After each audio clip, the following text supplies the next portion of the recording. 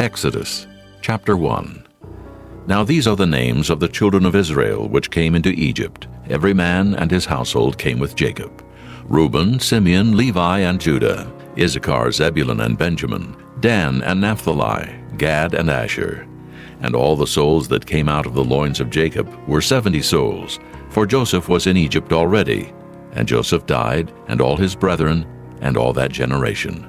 And the children of Israel were fruitful and increased abundantly, and multiplied, and waxed exceedingly mighty, and the land was filled with them.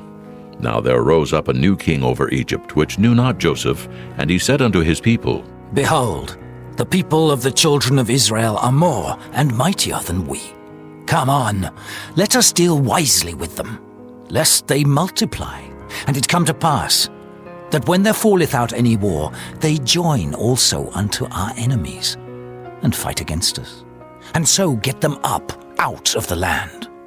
Therefore they did set over them taskmasters to afflict them with their burdens. And they built for Pharaoh treasure cities, Pithom and Ramesses. But the more they afflicted them, the more they multiplied and grew, and they were grieved because of the children of Israel. And the Egyptians made the children of Israel to serve with rigor, and they made their lives bitter with hard bondage, in mortar and in brick, and in all manner of service in the field. All their service wherein they made them serve was with rigor. And the king of Egypt spake to the Hebrew midwives, of which the name of one was Shiphrah, and the name of the other Puah. And he said, When ye do the office of a midwife to the Hebrew women, and see them upon the stools, if it be a son, then ye shall kill him. But if it be a daughter, then she shall live. But the midwives feared God, and did not as the king of Egypt commanded them, but saved the men children alive. And the king of Egypt called for the midwives, and said unto them, Why have ye done this thing, and have saved the men children alive? And the midwives said unto Pharaoh, Because the Hebrew women are not as the Egyptian women, for they are lively, and are delivered ere the midwives come in unto them. Therefore God dealt well with the midwives, and the people multiplied and waxed very mighty. And it came to pass, because the midwives feared God, that he made them houses. And Pharaoh charged all his people, saying, Every son that is born ye shall cast into the river, and every daughter ye shall save alive. Chapter 2. And there went a man of the house of Levi, and took to wife a daughter of Levi. And the woman conceived, and bare a son. And when she saw him that he was a goodly child, she hid him 3 months.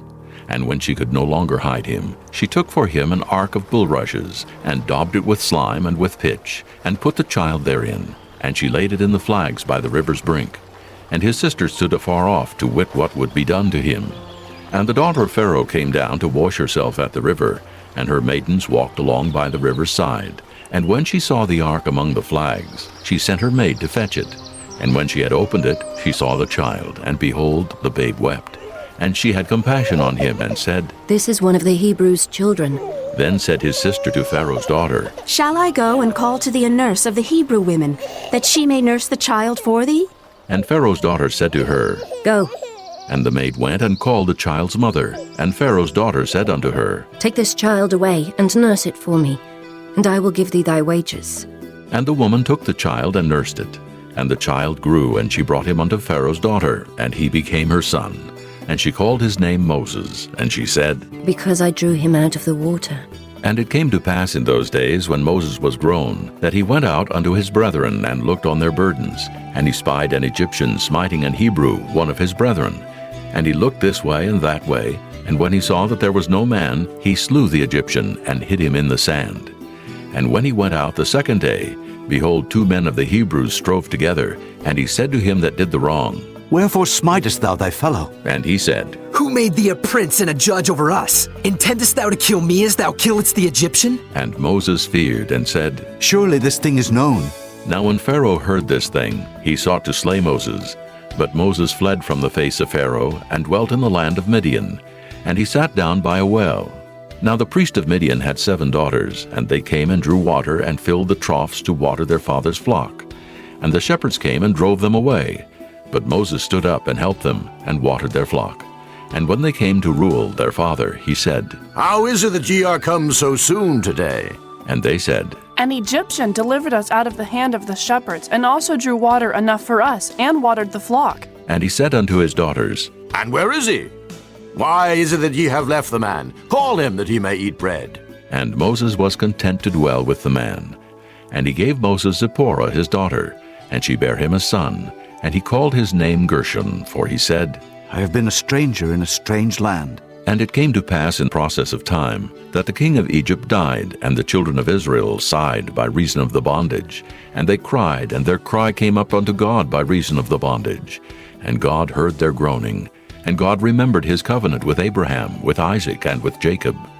And God looked upon the children of Israel, and God had respect unto them.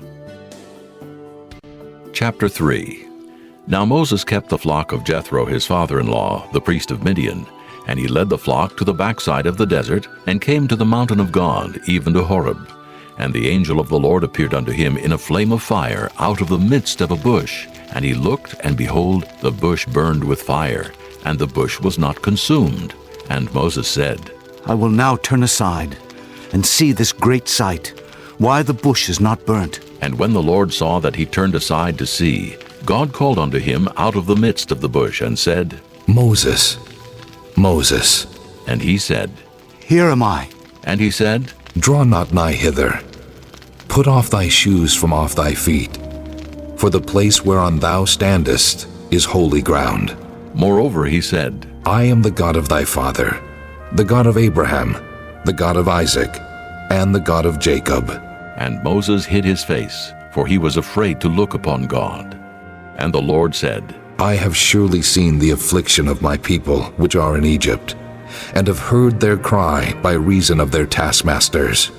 For I know their sorrows, and I am come down to deliver them out of the hand of the Egyptians, and to bring them up out of that land, unto a good land and a large, unto a land flowing with milk and honey, unto the place of the Canaanites, and the Hittites, and the Amorites, and the Perizzites, and the Hivites, and the Jebusites. Now therefore, behold, the cry of the children of Israel is come unto me, and I have also seen the oppression wherewith the Egyptians oppress them. Come now therefore, and I will send thee unto Pharaoh, that thou mayest bring forth my people, the children of Israel, out of Egypt. And Moses said unto God, Who am I, that I should go unto Pharaoh, and that I should bring forth the children of Israel out of Egypt? And he said, Certainly I will be with thee, and this shall be a token unto thee that I have sent thee. When thou hast brought forth the people out of Egypt, ye shall serve God upon this mountain. And Moses said unto God, Behold, when I come unto the children of Israel, and shall say unto them, The God of your fathers hath sent me unto you, and they shall say to me, What is his name? What shall I say unto them? And God said unto Moses, I am that I am. And he said, Thus shalt thou say unto the children of Israel, I am hath sent me unto you. And God said moreover unto Moses, Thus shalt thou say unto the children of Israel, The Lord God of your fathers, the God of Abraham, the God of Isaac, and the God of Jacob hath sent me unto you. This is my name forever, and this is my memorial unto all generations. Go and gather the elders of Israel together, and say unto them, The Lord God of your fathers, the God of Abraham, of Isaac, and of Jacob, appeared unto me, saying, I have surely visited you, and seen that which is done to you in Egypt. And I have said, I will bring you up out of the affliction of Egypt, unto the land of the Canaanites, and the Hittites, and the Amorites, and the Perizzites, and the Hivites, and the Jebusites, unto a land flowing with milk and honey.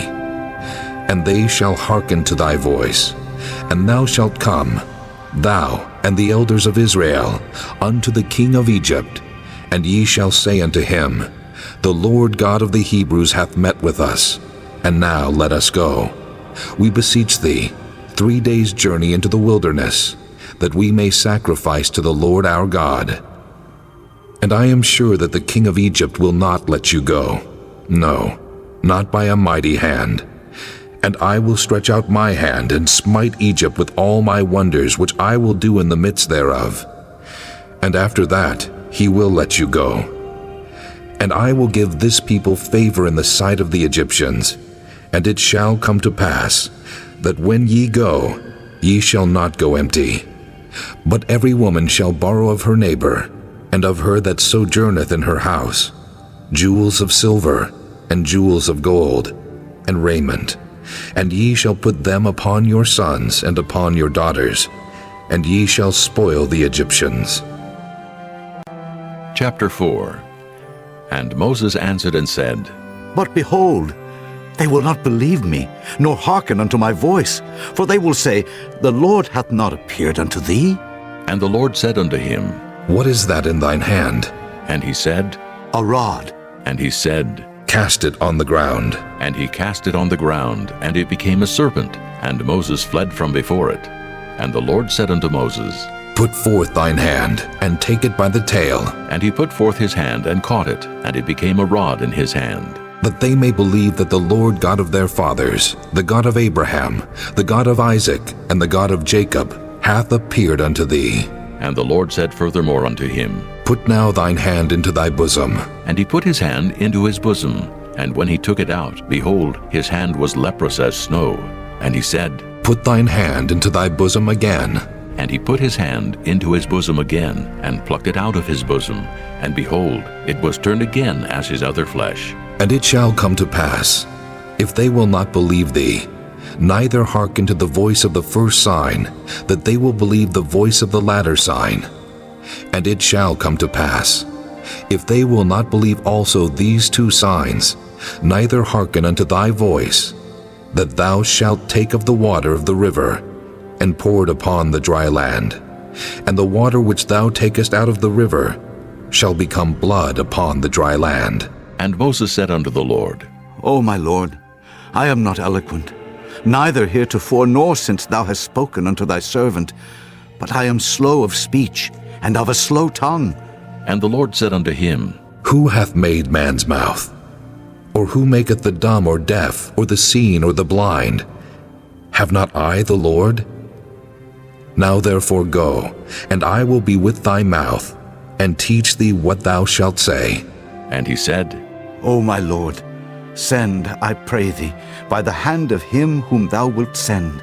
And the anger of the Lord was kindled against Moses, and he said, Is not Aaron the Levite thy brother? I know that he can speak well. And also, behold, he cometh forth to meet thee, and when he seeth thee, he will be glad in his heart. And thou shalt speak unto him, and put words in his mouth. And I will be with thy mouth, and with his mouth, and will teach you what ye shall do. And he shall be thy spokesman unto the people. And he shall be, even he shall be to thee instead of a mouth, and thou shalt be to him instead of God. And thou shalt take this rod in thine hand, wherewith thou shalt do signs. And Moses went and returned to Jethro his father-in-law, and said unto him, Let me go, I pray thee, and return unto my brethren which are in Egypt, and see whether they be yet alive. And Jethro said to Moses, Go in peace. And the Lord said unto Moses in Midian, Go, return into Egypt, for all the men are dead which sought thy life. And Moses took his wife and his sons, and set them upon an ass, and he returned to the land of Egypt. And Moses took the rod of God in his hand. And the Lord said unto Moses, When thou goest to return into Egypt, see that thou do all those wonders before Pharaoh, which I have put in thine hand. But I will harden his heart, that he shall not let the people go. And thou shalt say unto Pharaoh, Thus saith the Lord, Israel is my son, even my firstborn. And I say unto thee, Let my son go, that he may serve me. And if thou refuse to let him go, behold, I will slay thy son, even thy firstborn. And it came to pass by the way in the inn, that the Lord met him, and sought to kill him. Then Zipporah took a sharp stone, and cut off the foreskin of her son, and cast it at his feet, and said, Surely a bloody husband art thou to me. So he let him go. Then she said, A bloody husband thou art. because of the circumcision. And the Lord said to Aaron, Go into the wilderness to meet Moses. And he went and met him in the mount of God and kissed him. And Moses told Aaron all the words of the Lord who had sent him, and all the signs which he had commanded him. And Moses and Aaron went and gathered together all the elders of the children of Israel. And Aaron spake all the words which the Lord had spoken unto Moses, and did the signs in the sight of the people. And the people believed.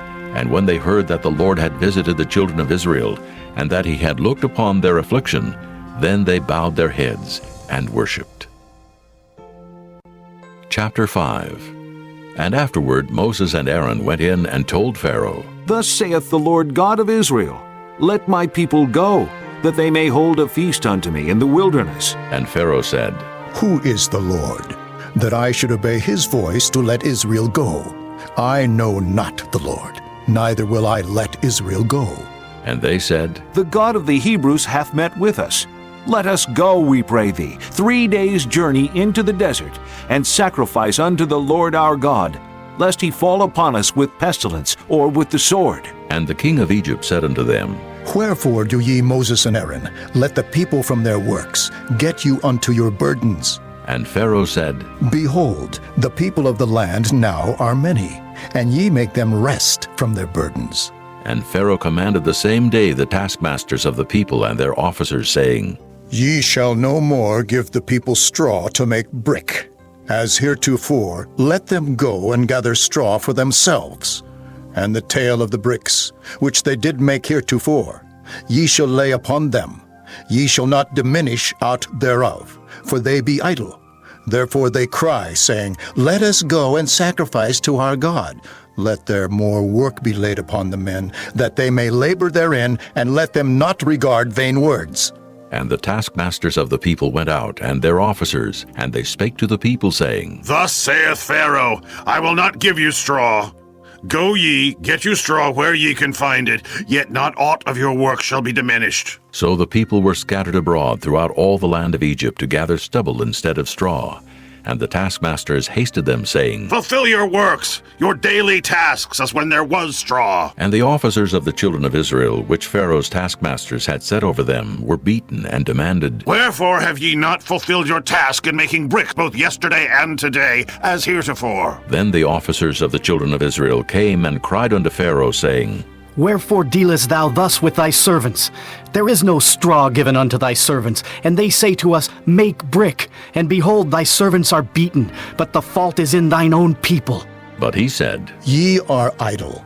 Ye are idle. Therefore ye say, Let us go and do sacrifice to the Lord. Go therefore now, and work. For there shall no straw be given you, yet shall ye deliver the tale of bricks. And the officers of the children of Israel did see that they were in evil case after it was said, Ye shall not diminish aught from your bricks of your daily task. And they met Moses and Aaron, who stood in the way as they came forth from Pharaoh. And they said unto them, The Lord look upon you and judge, because ye have made our savor to be abhorred in the eyes of Pharaoh, and in the eyes of his servants to put a sword in their hand to slay us. And Moses returned unto the Lord and said, Lord, wherefore hast thou so evil entreated this people? Why is it that thou hast sent me? For since I came to Pharaoh to speak in thy name, he hath done evil to this people. Neither hast thou delivered thy people at all. Chapter 6. Then the Lord said unto Moses, Now shalt thou see what I will do to Pharaoh. For with a strong hand shall he let them go, and with a strong hand shall he drive them out of his land. And God spake unto Moses and said unto him, I am the Lord, and I appeared unto Abraham, unto Isaac, and unto Jacob by the name of God Almighty. But by my name Jehovah was I not known to them. And I have also established my covenant with them, to give them the land of Canaan, the land of their pilgrimage, wherein they were strangers. And I have also heard the groaning of the children of Israel, whom the Egyptians keep in bondage, and I have remembered my covenant. Wherefore say unto the children of Israel, I am the Lord, and I will bring you out from under the burdens of the Egyptians, and I will rid you out of their bondage, and I will redeem you with a stretched out arm, and with great judgments. And I will take you to me for a people, and I will be to you a God. And ye shall know that I am the Lord your God, which bringeth you out from under the burdens of the Egyptians. And I will bring you in unto the land, concerning the which I did swear to give it to Abraham, to Isaac, and to Jacob. And I will give it you for an heritage. I am the Lord. And Moses spake so unto the children of Israel, but they hearkened not unto Moses for anguish of spirit and for cruel bondage. And the Lord spake unto Moses, saying, Go in, speak unto Pharaoh king of Egypt, that he let the children of Israel go out of his land. And Moses spake before the Lord, saying, Behold, the children of Israel have not hearkened unto me. How then shall Pharaoh hear me, who am of uncircumcised lips? And the Lord spake unto Moses and unto Aaron, and gave them a charge unto the children of Israel, and unto Pharaoh king of Egypt, to bring the children of Israel out of the land of Egypt. These be the heads of their fathers' houses. The sons of Reuben, the firstborn of Israel, Hanok, and Palu, Hezron, and Carmi. These be the families of Reuben. And the sons of Simeon, Jemuel, and Jamin, and Ohad, and Jachin, and Zohar, and Shaul, the son of a Canaanitish woman. These are the families of Simeon. And these are the names of the sons of Levi according to their generations, Gershon, and Kohath, and Merari. And the years of the life of Levi were 137 years. The sons of Gershon, Libni, and Shimei, according to their families. And the sons of Kohath, Amram, and Izhar, and Hebron, and Uzziel. And the years of the life of Kohath were 133 years. And the sons of Merari, Mahali, and Mushai. These are the families of Levi, according to their generations. And Amram took him Jochebed, his father's sister, to wife, and she bare him Aaron and Moses. And the years of the life of Amram were 137 years. And the sons of Izhar, Korah, and Nephig, and Zichri. And the sons of Uzziel, Mishael, and Elzaphan, and Zithri. And Aaron took him Elishubah, daughter of Aminadab, sister of Naashon, to wife. And she bare him Nadab, and Abihu, Eleazar, and Ithamar. And the sons of Korah, Asher, and Elkanah, and Abiasaph. These are the families of the Korhites. And Eleazar, Aaron's son, took him one of the daughters of Putiel to wife, and she bare him Phinehas. These are the heads of the fathers of the Levites according to their families. These are that Aaron and Moses to whom the Lord said, Bring out the children of Israel from the land of Egypt according to their armies. These are they which spake to Pharaoh king of Egypt to bring out the children of Israel from Egypt. These are that Moses and Aaron. And it came to pass on the day when the Lord spake unto Moses in the land of Egypt, that the Lord spake unto Moses, saying, I am the Lord. Speak thou unto Pharaoh king of Egypt all that I say unto thee. And Moses said before the Lord, Behold, I am of uncircumcised lips, and how shall Pharaoh hearken unto me? Chapter 7. And the Lord said unto Moses, See, I have made thee a god to Pharaoh, and Aaron thy brother shall be thy prophet. Thou shalt speak all that I command thee, and Aaron thy brother shall speak unto Pharaoh, that he send the children of Israel out of his land. And I will harden Pharaoh's heart, and multiply my signs and my wonders in the land of Egypt. But Pharaoh shall not hearken unto you, that I may lay my hand upon Egypt, and bring forth mine armies, and my people, the children of Israel, out of the land of Egypt by great judgments. And the Egyptians shall know that I am the Lord, when I stretch forth mine hand upon Egypt, and bring out the children of Israel from among them. And Moses and Aaron did as the Lord commanded them, so did they. And Moses was 80 years old, and Aaron 83 years old, when they spake unto Pharaoh. And the Lord spake unto Moses and unto Aaron, saying, When Pharaoh shall speak unto you, saying, Show a miracle for you, then thou shalt say unto Aaron, Take thy rod, and cast it before Pharaoh, and it shall become a serpent. And Moses and Aaron went in unto Pharaoh, and they did so as the Lord had commanded. And Aaron cast down his rod before Pharaoh, and before his servants, and it became a serpent. Then Pharaoh also called the wise men and the sorcerers. Now the magicians of Egypt, they also did in like manner with their enchantments. For they cast down every man his rod, and they became serpents. But Aaron's rod swallowed up their rods. And he hardened Pharaoh's heart, that he hearkened not unto them, as the Lord had said. And the Lord said unto Moses, Pharaoh's heart is hardened. he refuseth to let the people go. Get thee unto Pharaoh in the morning. Lo, he goeth out unto the water. And thou shalt stand by the river's brink against Hekam. And the rod which was turned to a serpent shalt thou take in thine hand. And thou shalt say unto him, The Lord God of the Hebrews hath sent me unto thee, saying, Let my people go, that they may serve me in the wilderness. And behold, hitherto thou wouldest not hear. Thus saith the Lord, In this thou shalt know that I am the Lord. Behold, I will smite with the rod that is in mine hand upon the waters which are in the river, and they shall be turned to blood. And the fish that is in the river shall die, and the river shall stink, and the Egyptians shall loathe to drink of the water of the river. And the Lord spake unto Moses, Say unto Aaron, Take thy rod, and stretch out thine hand upon the waters of Egypt, upon their streams, upon their rivers, and upon their ponds, and upon all their pools of water, that they may become blood. And that there may be blood throughout all the land of Egypt, both in vessels of wood and in vessels of stone. And Moses and Aaron did so as the Lord commanded. And he lifted up the rod, and smote the waters that were in the river in the sight of Pharaoh, and in the sight of his servants. And all the waters that were in the river were turned to blood. And the fish that was in the river died. And the river stank, and the Egyptians could not drink of the water of the river. And there was blood throughout all the land of Egypt. And the magicians of Egypt did so with their enchantments. And Pharaoh's heart was hardened, neither did he hearken unto them, as the Lord had said. And Pharaoh turned and went into his house, neither did he set his heart to this also. And all the Egyptians digged round about the river for water to drink, for they could not drink of the water of the river. And 7 days were fulfilled after that the Lord had smitten the river. Chapter 8. And the Lord spake unto Moses, Go unto Pharaoh, and say unto him, Thus saith the Lord, Let my people go, that they may serve me. And if thou refuse to let them go, behold, I will smite all thy borders with frogs, and the river shall bring forth frogs abundantly, which shall go up and come into thine house, and into thy bedchamber, and upon thy bed, and into the house of thy servants, and upon thy people, and into thine ovens, and into thy kneading troughs.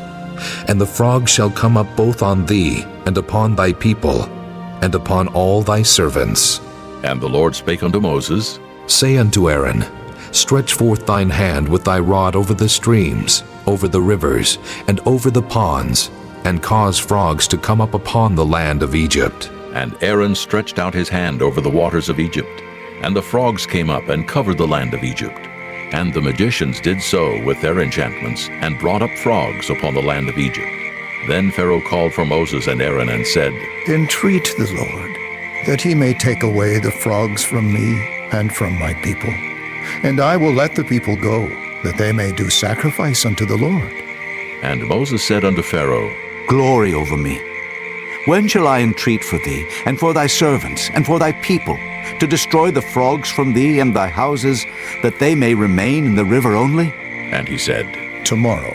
And he said, Be it according to thy word, that thou mayest know that there is none like unto the Lord our God. And the frogs shall depart from thee, and from thy houses, and from thy servants, and from thy people. They shall remain in the river only. And Moses and Aaron went out from Pharaoh, and Moses cried unto the Lord because of the frogs which he had brought against Pharaoh. And the Lord did according to the word of Moses, and the frogs died out of the houses, out of the villages, and out of the fields. And they gathered them together upon heaps, and the land stank. But when Pharaoh saw that there was respite, he hardened his heart, and hearkened not unto them as the Lord had said. And the Lord said unto Moses, Say unto Aaron, Stretch out thy rod, and smite the dust of the land, that it may become lice throughout all the land of Egypt. And they did so. For Aaron stretched out his hand with his rod, and smote the dust of the earth, and it became lice in man and in beast. All the dust of the land became lice throughout all the land of Egypt. And the magicians did so with their enchantments to bring forth lice, but they could not. So there were lice upon man and upon beast. Then the magicians said unto Pharaoh, This is the finger of God. And Pharaoh's heart was hardened, and he hearkened not unto them as the Lord had said. And the Lord said unto Moses, Rise up early in the morning, and stand before Pharaoh. Lo, he cometh forth to the water, and say unto him, Thus saith the Lord, Let my people go, that they may serve me. Else, if thou wilt not let my people go, behold, I will send swarms of flies upon thee, and upon thy servants, and upon thy people, and into thy houses, and the houses of the Egyptians shall be full of swarms of flies, and also the ground whereon they are. And I will sever in that day the land of Goshen, in which my people dwell, that no swarms of flies shall be there, to the end thou mayest know that I am the Lord in the midst of the earth. And I will put a division between my people and thy people. Tomorrow shall this sign be. And the Lord did so. And there came a grievous swarm of flies into the house of Pharaoh, and into his servants' houses, and into all the land of Egypt. The land was corrupted by reason of the swarm of flies. And Pharaoh called for Moses and for Aaron, and said, Go ye, sacrifice to your God in the land. And Moses said, It is not meet so to do. For we shall sacrifice the abomination of the Egyptians to the Lord our God. Lo, shall we sacrifice the abomination of the Egyptians before their eyes? And will they not stone us? We will go 3 days' journey into the wilderness, and sacrifice to the Lord our God, as he shall command us. And Pharaoh said, I will let you go, that ye may sacrifice to the Lord your God in the wilderness. Only ye shall not go very far away. Entreat for me. And Moses said, Behold, I go out from thee, and I will entreat the Lord that the swarms of flies may depart from Pharaoh, from his servants, and from his people, tomorrow. But let not Pharaoh deal deceitfully any more, in not letting the people go to sacrifice to the Lord. And Moses went out from Pharaoh, and entreated the Lord. And the Lord did according to the word of Moses, and he removed the swarms of flies from Pharaoh, from his servants, and from his people. There remained not one. And Pharaoh hardened his heart at this time also, neither would he let the people go. Chapter 9. Then the Lord said unto Moses, Go in unto Pharaoh, and tell him, Thus saith the Lord God of the Hebrews, Let my people go, that they may serve me. For if thou refuse to let them go, and wilt hold them still, behold, the hand of the Lord is upon thy cattle, which is in the field, upon the horses, upon the asses, upon the camels, upon the oxen, and upon the sheep. There shall be a very grievous murrain. And the Lord shall sever between the cattle of Israel and the cattle of Egypt, and there shall nothing die of all that is the children's of Israel. And the Lord appointed a set time, saying, Tomorrow the Lord shall do this thing in the land. And the Lord did that thing on the morrow, and all the cattle of Egypt died, but of the cattle of the children of Israel died not one. And Pharaoh sent, and behold, there was not one of the cattle of the Israelites dead.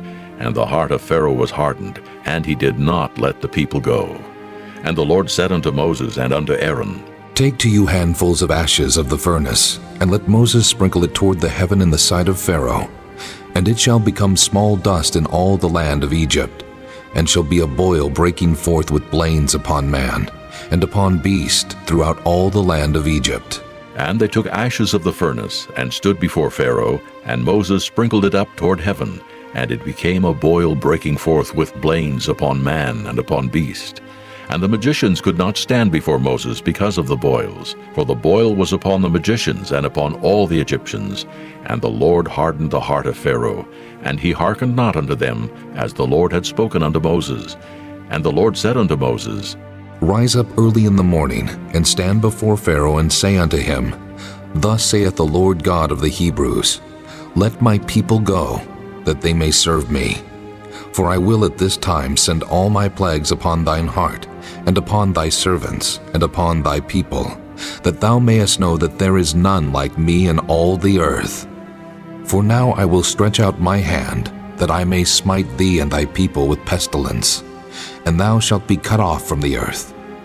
And in very deed for this cause have I raised thee up, for to show in thee my power, and that my name may be declared throughout all the earth. As yet exaltest thou thyself against my people, that thou wilt not let them go? Behold, tomorrow about this time, I will cause it to rain a very grievous hail, such as hath not been in Egypt since the foundation thereof even until now. Send therefore now, and gather thy cattle, and all that thou hast in the field, for upon every man and beast which shall be found in the field, and shall not be brought home, the hail shall come down upon them, and they shall die.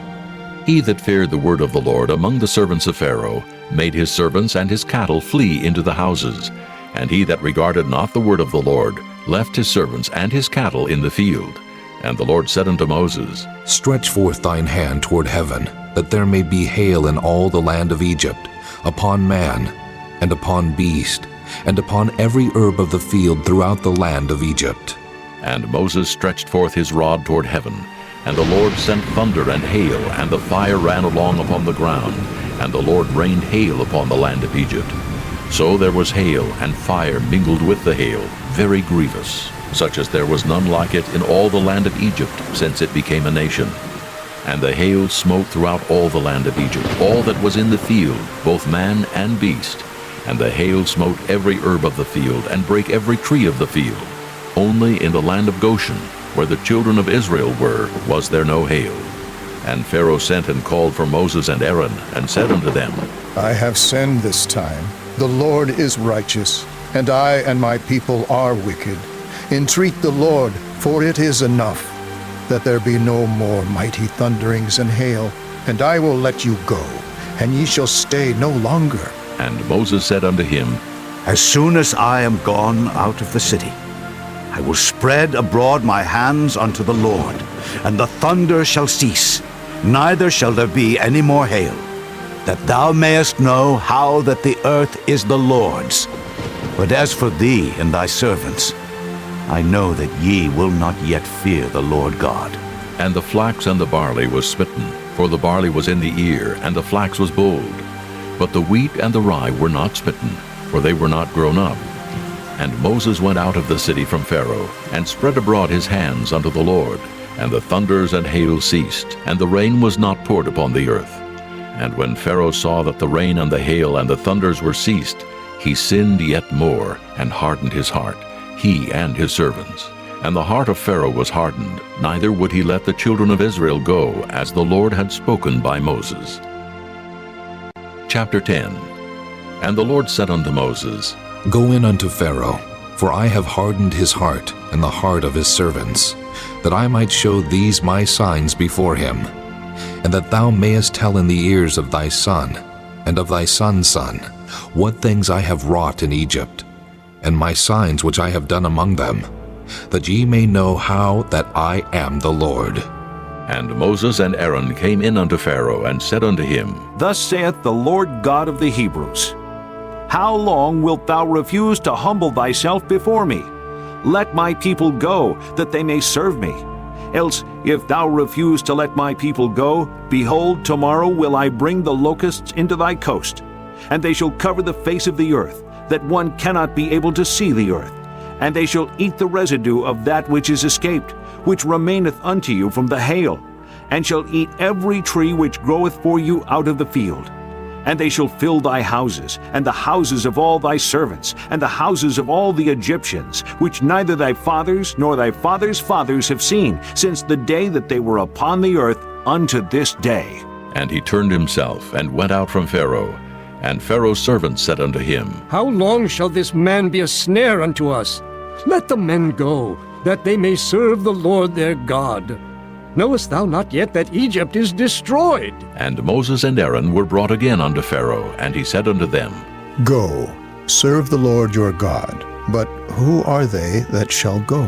And Moses said, We will go with our young and with our old, with our sons and with our daughters, with our flocks and with our herds will we go. For we must hold a feast unto the Lord. And he said unto them, Let the Lord be so with you, as I will let you go, and your little ones. Look to it, for evil is before you. Not so. Go now, ye that are men, and serve the Lord, for that ye did desire. And they were driven out from Pharaoh's presence. And the Lord said unto Moses, Stretch out thine hand over the land of Egypt for the locusts, that they may come up upon the land of Egypt, and eat every herb of the land, even all that the hail hath left. And Moses stretched forth his rod over the land of Egypt.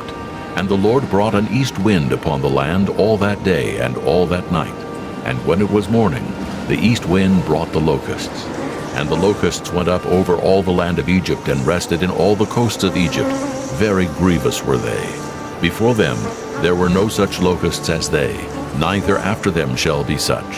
For they covered the face of the whole earth, so that the land was darkened. And they did eat every herb of the land, and all the fruit of the trees which the hail had left. And there remained not any green thing in the trees, or in the herbs of the field through all the land of Egypt. Then Pharaoh called for Moses and Aaron in haste, and he said, I have sinned against the Lord your God and against you.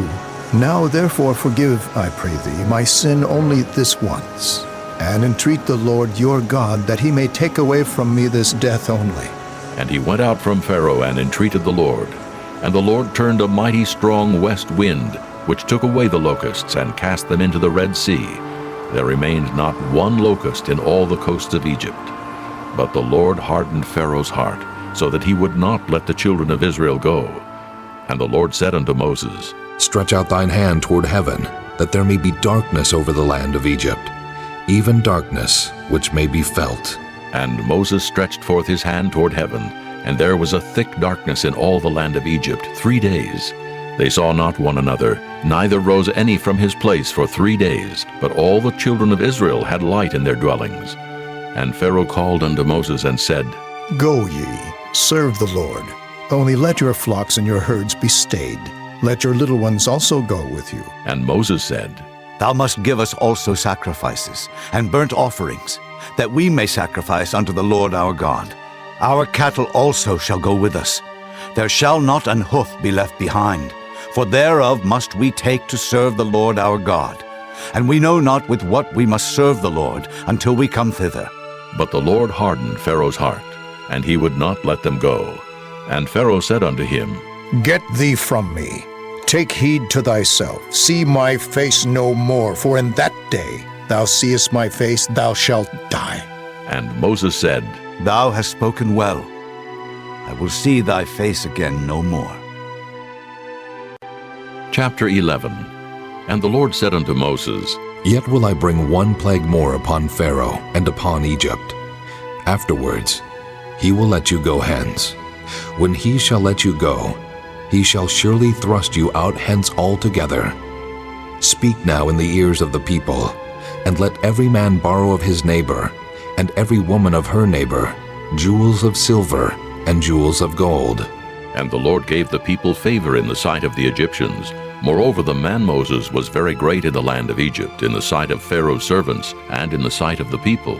And Moses said, Thus saith the Lord, About midnight will I go out into the midst of Egypt, and all the firstborn in the land of Egypt shall die, from the firstborn of Pharaoh that sitteth upon his throne, even unto the firstborn of the maidservant that is behind the mill, and all the firstborn of beasts. And there shall be a great cry throughout all the land of Egypt, such as there was none like it, nor shall be like it any more. But against any of the children of Israel shall not a dog move his tongue, against man or beast, that ye may know how that the Lord doth put a difference between the Egyptians and Israel. And all these thy servants shall come down unto me, and bow down themselves unto me, saying, Get thee out, and all the people that follow thee. And after that I will go out. And he went out from Pharaoh in a great anger. And the Lord said unto Moses, Pharaoh shall not hearken unto you, that my wonders may be multiplied in the land of Egypt. And Moses and Aaron did all these wonders before Pharaoh. And the Lord hardened Pharaoh's heart, so that he would not let the children of Israel go out of his land. Chapter 12. And the Lord spake unto Moses and Aaron in the land of Egypt, saying, This month shall be unto you the beginning of months. It shall be the first month of the year to you. Speak ye unto all the congregation of Israel, saying, In the 10th day of this month they shall take to them every man a lamb, according to the house of their fathers, a lamb for an house. And if the household be too little for the lamb, let him and his neighbor next unto his house take it according to the number of the souls. Every man according to his eating shall make your count for the lamb. Your lamb shall be without blemish, a male of the first year. Ye shall take it out from the sheep or from the goats, and ye shall keep it up until the 14th day of the same month. And the whole assembly of the congregation of Israel shall kill it in the evening. And they shall take of the blood, and strike it on the 2 side posts, and on the upper doorpost of the houses, wherein they shall eat it. And they shall eat the flesh in that night, roast with fire and unleavened bread, and with bitter herbs they shall eat it. Eat not of it raw, nor sodden at all with water, but roast with fire his head with his legs, and with the purtenance thereof. And ye shall let nothing of it remain until the morning. And that which remaineth of it until the morning ye shall burn with fire. And thus shall ye eat it, with your loins girded, your shoes on your feet, and your staff in your hand. And ye shall eat it in haste. It is the Lord's Passover.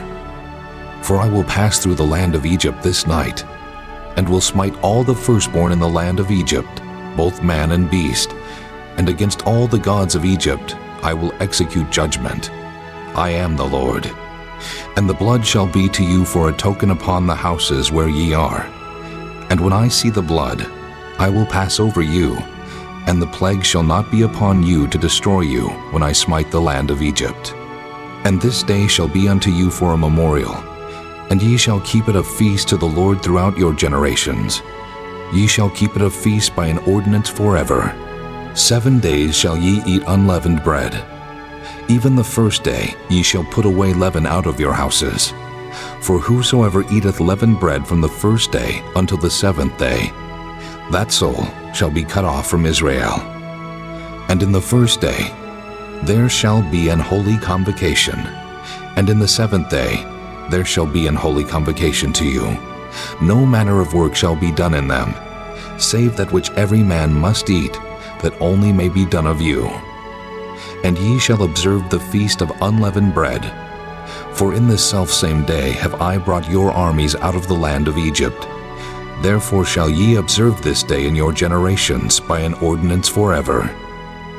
In the first month, on the 14th day of the month at even, ye shall eat unleavened bread until the 21st day of the month at even. 7 days shall there be no leaven found in your houses. For whosoever eateth that which is leavened, even that soul shall be cut off from the congregation of Israel, whether he be a stranger or born in the land. Ye shall eat nothing leavened. In all your habitations shall ye eat unleavened bread. Then Moses called for all the elders of Israel and said unto them, Draw out and take you a lamb according to your families, and kill the Passover. And ye shall take a bunch of hyssop, and dip it in the blood that is in the basin, and strike the lintel and the 2 side posts with the blood that is in the basin. And none of you shall go out at the door of his house until the morning. For the Lord will pass through to smite the Egyptians. And when he seeth the blood upon the lintel and on the 2 side posts, the Lord will pass over the door, and will not suffer the destroyer to come in unto your houses to smite you. And ye shall observe this thing for an ordinance to thee and to thy sons forever. And it shall come to pass, when ye be come to the land which the Lord will give you, according as he hath promised, that ye shall keep this service. And it shall come to pass, when your children shall say unto you, What mean ye by this service? That ye shall say, It is the sacrifice of the Lord's Passover, who passed over the houses of the children of Israel in Egypt when he smote the Egyptians, and delivered our houses. And the people bowed the head and worshipped. And the children of Israel went away, and did as the Lord had commanded Moses and Aaron, so did they. And it came to pass that at midnight the Lord smote all the firstborn in the land of Egypt, from the firstborn of Pharaoh that sat on his throne, unto the firstborn of the captive that was in the dungeon, and all the firstborn of cattle. And Pharaoh rose up in the night, he and all his servants, and all the Egyptians, and there was a great cry in Egypt, for there was not a house where there was not one dead. And he called for Moses and Aaron by night and said, Rise up and get you forth from among my people, both ye and the children of Israel, and go, serve the Lord as ye have said. Also take your flocks and your herds, as ye have said, and be gone, and bless me also.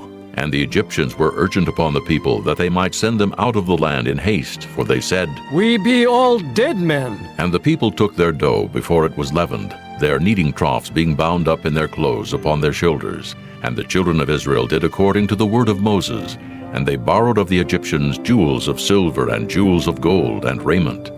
And the Lord gave the people favor in the sight of the Egyptians, so that they lent unto them such things as they required, and they spoiled the Egyptians. And the children of Israel journeyed from Ramesses to Succoth, about 600,000 on foot that were men, beside children. And a mixed multitude went up also with them, and flocks and herds, even very much cattle. And they baked unleavened cakes of the dough which they brought forth out of Egypt, for it was not leavened, because they were thrust out of Egypt, and could not tarry, neither had they prepared for themselves any victual. Now the sojourning of the children of Israel who dwelt in Egypt was 430 years. And it came to pass at the end of the 430 years, even the selfsame day it came to pass, that all the hosts of the Lord went out from the land of Egypt.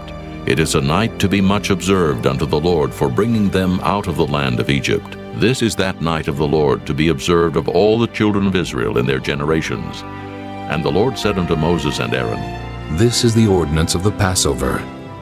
There shall no stranger eat thereof. But every man's servant that is bought for money, when thou hast circumcised him, then shall he eat thereof. A foreigner and an hired servant shall not eat thereof. In one house shall it be eaten. Thou shalt not carry forth aught of the flesh abroad out of the house, neither shall ye break a bone thereof. All the congregation of Israel shall keep it. And when a stranger shall sojourn with thee, and will keep the Passover to the Lord, let all his males be circumcised, and then let him come near and keep it. And he shall be as one that is born in the land. For no uncircumcised person shall eat thereof. One law shall be to him that is homeborn, and unto the stranger that sojourneth among you.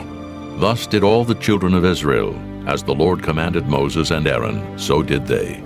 And it came to pass the selfsame day that the Lord did bring the children of Israel out of the land of Egypt by their armies. Chapter 13. And the Lord spake unto Moses, saying, Sanctify unto me all the firstborn. Whatsoever openeth the womb among the children of Israel, both of man and of beast, it is mine. And Moses said unto the people, Remember this day, in which ye came out from Egypt, out of the house of bondage. For by strength of hand the Lord brought you out from this place. There shall no leavened bread be eaten. This day came ye out in the month Abib. And it shall be, when the Lord shall bring thee into the land of the Canaanites, and the Hittites, and the Amorites, and the Hivites, and the Jebusites, which he sware unto thy fathers to give thee, a land flowing with milk and honey, that thou shalt keep this service in this month.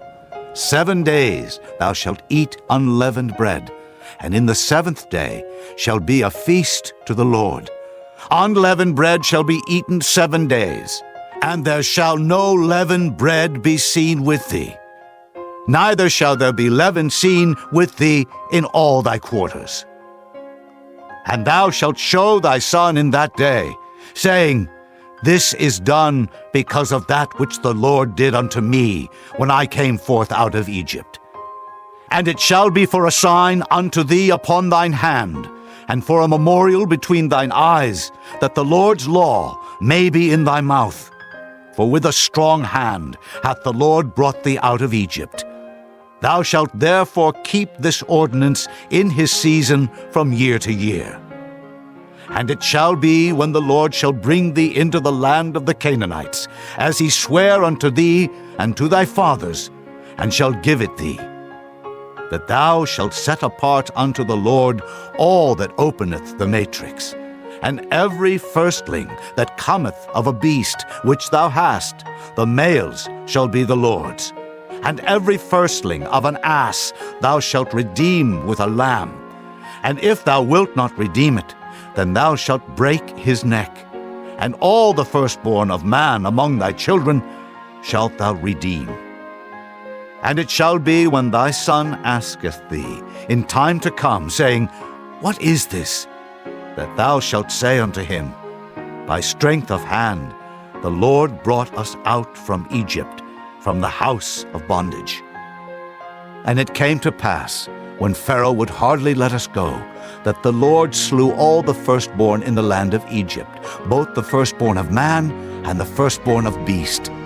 Therefore I sacrifice to the Lord all that openeth the matrix, being males, but all the firstborn of my children I redeem.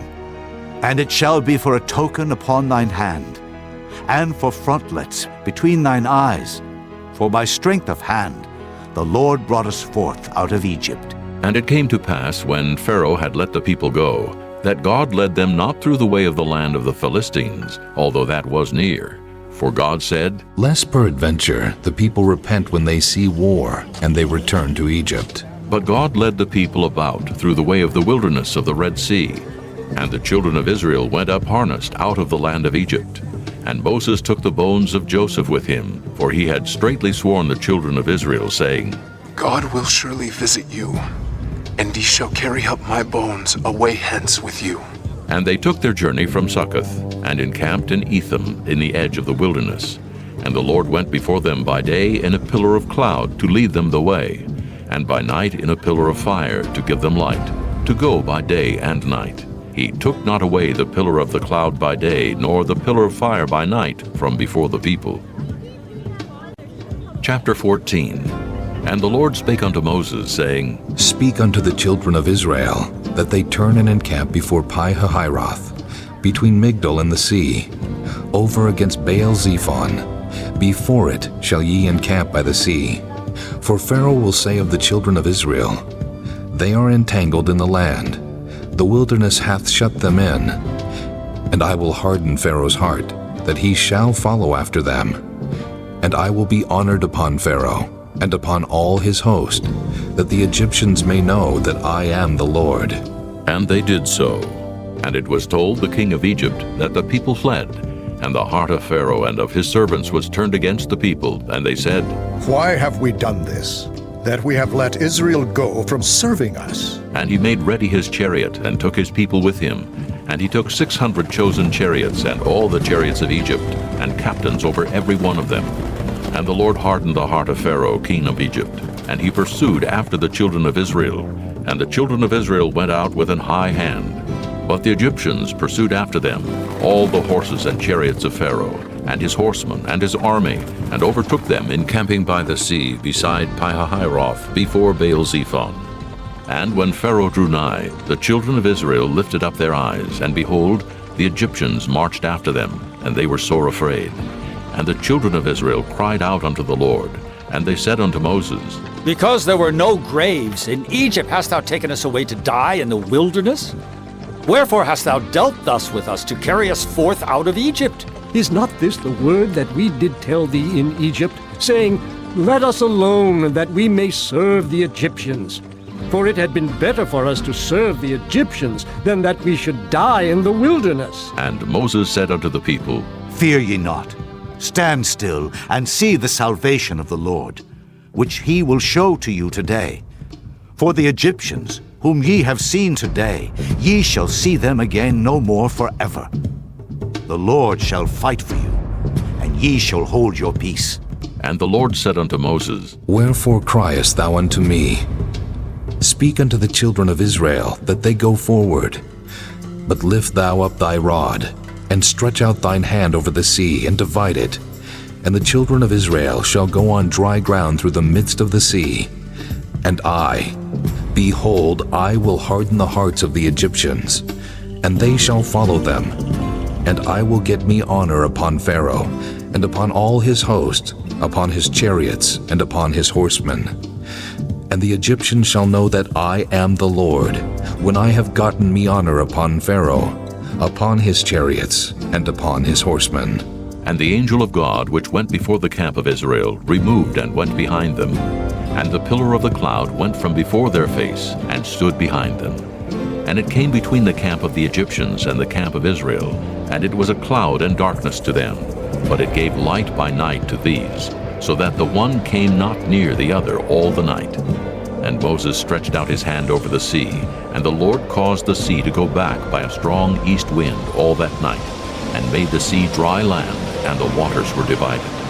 And the children of Israel went into the midst of the sea upon the dry ground, and the waters were a wall unto them on their right hand and on their left. And the Egyptians pursued, and went in after them to the midst of the sea, even all Pharaoh's horses, his chariots, and his horsemen. And it came to pass that in the morning watch the Lord looked unto the host of the Egyptians through the pillar of fire and of the cloud, and troubled the host of the Egyptians, and took off their chariot wheels, that they drave them heavily, so that the Egyptians said, Let us flee from the face of Israel, for the Lord fighteth for them against the Egyptians. And the Lord said unto Moses, Stretch out thine hand over the sea, that the waters may come again upon the Egyptians, upon their chariots, and upon their horsemen. And Moses stretched forth his hand over the sea, and the sea returned to his strength when the morning appeared. And the Egyptians fled against it, and the Lord overthrew the Egyptians in the midst of the sea. And the waters returned, and covered the chariots and the horsemen, and all the host of Pharaoh that came into the sea after them. There remained not so much as one of them. But the children of Israel walked upon dry land in the midst of the sea, and the waters were a wall unto them on their right hand and on their left. Thus the Lord saved Israel that day out of the hand of the Egyptians. And Israel saw the Egyptians dead upon the seashore.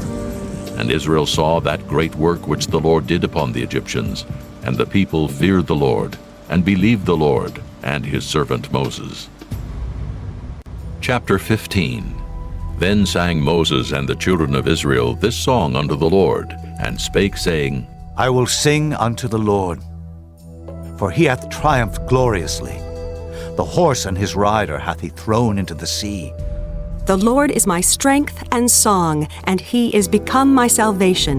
He is my God, and I will prepare him an habitation, my father's God, and I will exalt him.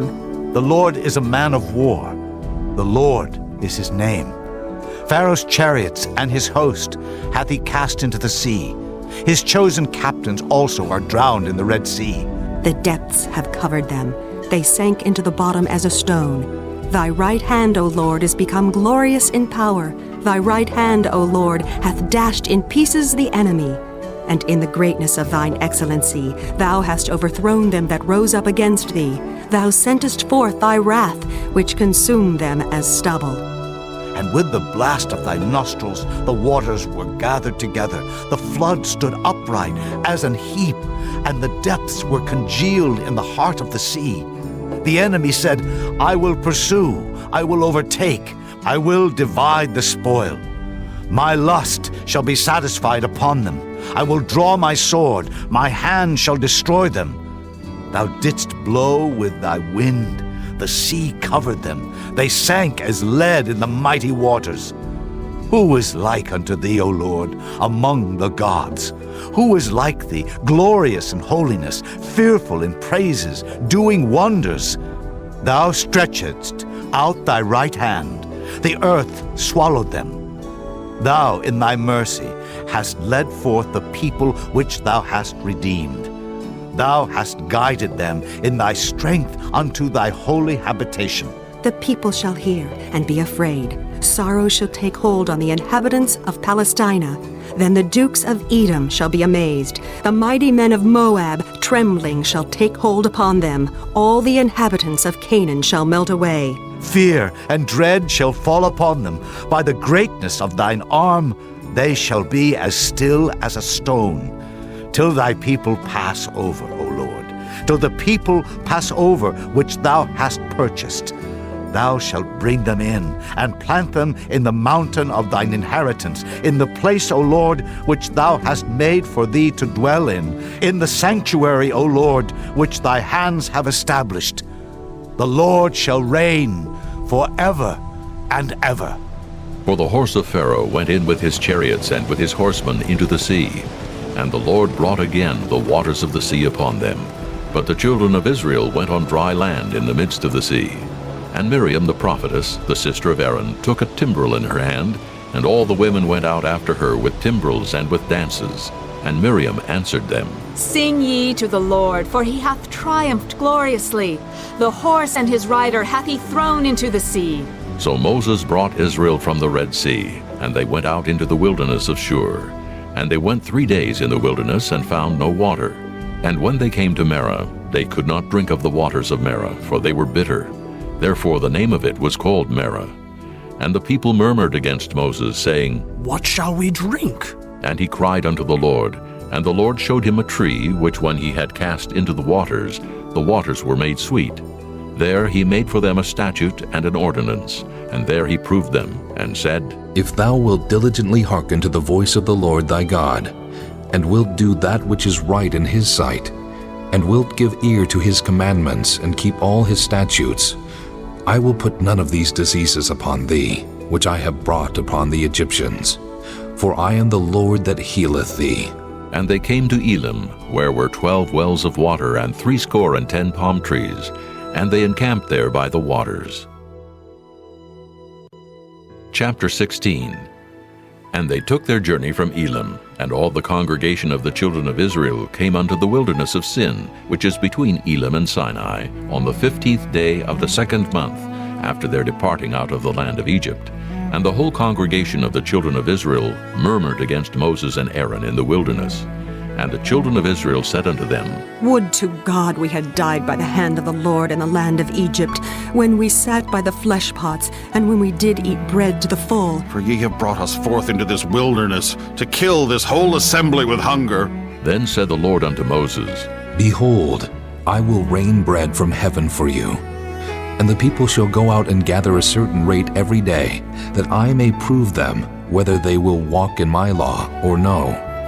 And it shall come to pass, that on the 6th day they shall prepare that which they bring in, and it shall be twice as much as they gather daily. And Moses and Aaron said unto all the children of Israel, At even, then ye shall know that the Lord hath brought you out from the land of Egypt. And in the morning, then ye shall see the glory of the Lord, for that he heareth your murmurings against the Lord. And what are we, that ye murmur against us? And Moses said, This shall be, when the Lord shall give you in the evening flesh to eat, and in the morning bread to the full. For that the Lord heareth your murmurings, which ye murmur against him. And what are we? Your murmurings are not against us, but against the Lord. And Moses spake unto Aaron, Say unto all the congregation of the children of Israel, Come near before the Lord, for he hath heard your murmurings. And it came to pass, as Aaron spake unto the whole congregation of the children of Israel, that they looked toward the wilderness, and behold, the glory of the Lord appeared in the cloud. And the Lord spake unto Moses, saying, I have heard the murmurings of the children of Israel. Speak unto them, saying, At even ye shall eat flesh, and in the morning ye shall be filled with bread, and ye shall know that I am the Lord your God. And it came to pass that at even the quails came up and covered the camp, and in the morning the dew lay round about the host. And when the dew that lay was gone up, behold, upon the face of the wilderness there lay a small round thing, as small as the hoarfrost on the ground. And when the children of Israel saw it, they said one to another, It is manna. For they wist not what it was. And Moses said unto them, This is the bread which the Lord hath given you to eat. This is the thing which the Lord hath commanded. Gather of it every man according to his eating, an omer for every man according to the number of your persons. Take ye every man for them which are in his tents. And the children of Israel did so, and gathered some more, some less.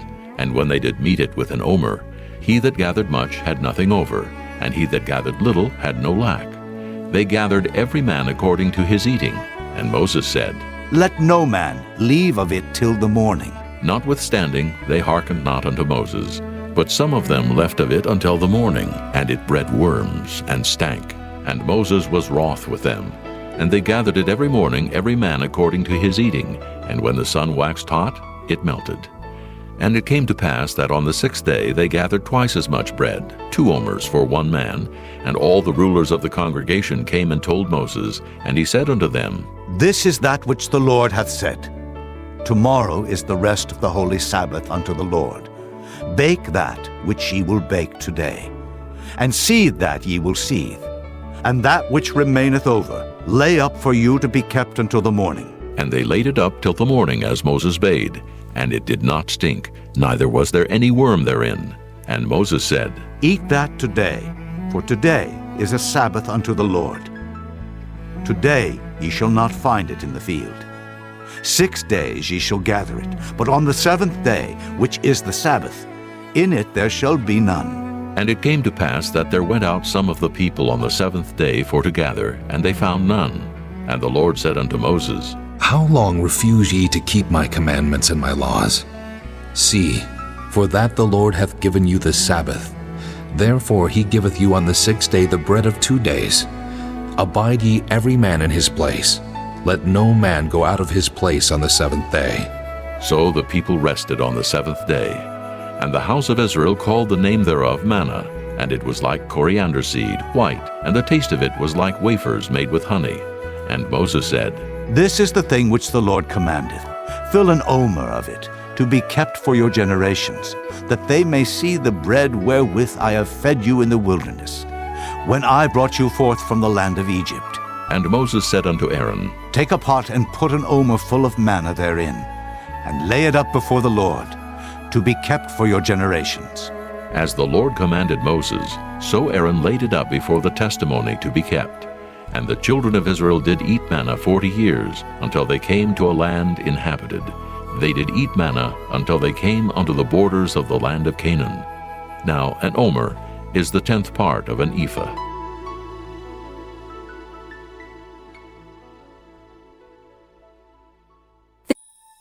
Chapter 17. And all the congregation of the children of Israel journeyed from the wilderness of Sin, after their journeys according to the commandment of the Lord, and pitched in Rephidim. And there was no water for the people to drink. Wherefore the people did chide with Moses, and said, Give us water that we may drink. And Moses said unto them, Why chide ye with me? Wherefore do ye tempt the Lord?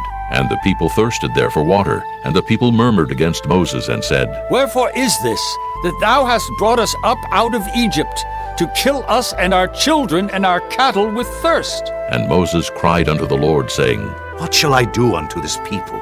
They be almost ready to stone me. And the Lord said unto Moses, Go on before the people, and take with thee of the elders of Israel, and thy rod wherewith thou smotest the river, take in thine hand, and go. Behold, I will stand before thee there upon the rock in Horeb, and thou shalt smite the rock, and there shall come water out of it, that the people may drink.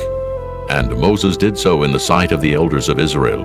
And he called the name of the place Massah and Meribah, because of the chiding of the children of Israel, and because they tempted the Lord, saying, Is the Lord among us, or not? Then came Amalek and fought with Israel in Rephidim. And Moses said unto Joshua, Choose us out men, and go out, fight with Amalek. Tomorrow I will stand on the top of the hill with the rod of God in mine hand. So Joshua did as Moses had said to him, and fought with Amalek. And Moses, Aaron, and Hur went up to the top of the hill. And it came to pass when Moses held up his hand, that Israel prevailed. And when he let down his hand, Amalek prevailed. But Moses' hands were heavy, and they took a stone and put it under him, and he sat thereon. And Aaron and Hur stayed up his hands, the one on the one side, and the other on the other side. And his hands were steady until the going down of the sun. And Joshua discomfited Amalek and his people with the edge of the sword. And the Lord said unto Moses, Write this for a memorial in a book, and rehearse it in the ears of Joshua. For I will utterly put out the remembrance of Amalek from under heaven. And Moses built an altar, and called the name of it Jehovah Nissi. For he said, Because the Lord hath sworn that the Lord will have war with Amalek from generation to generation. Chapter 18.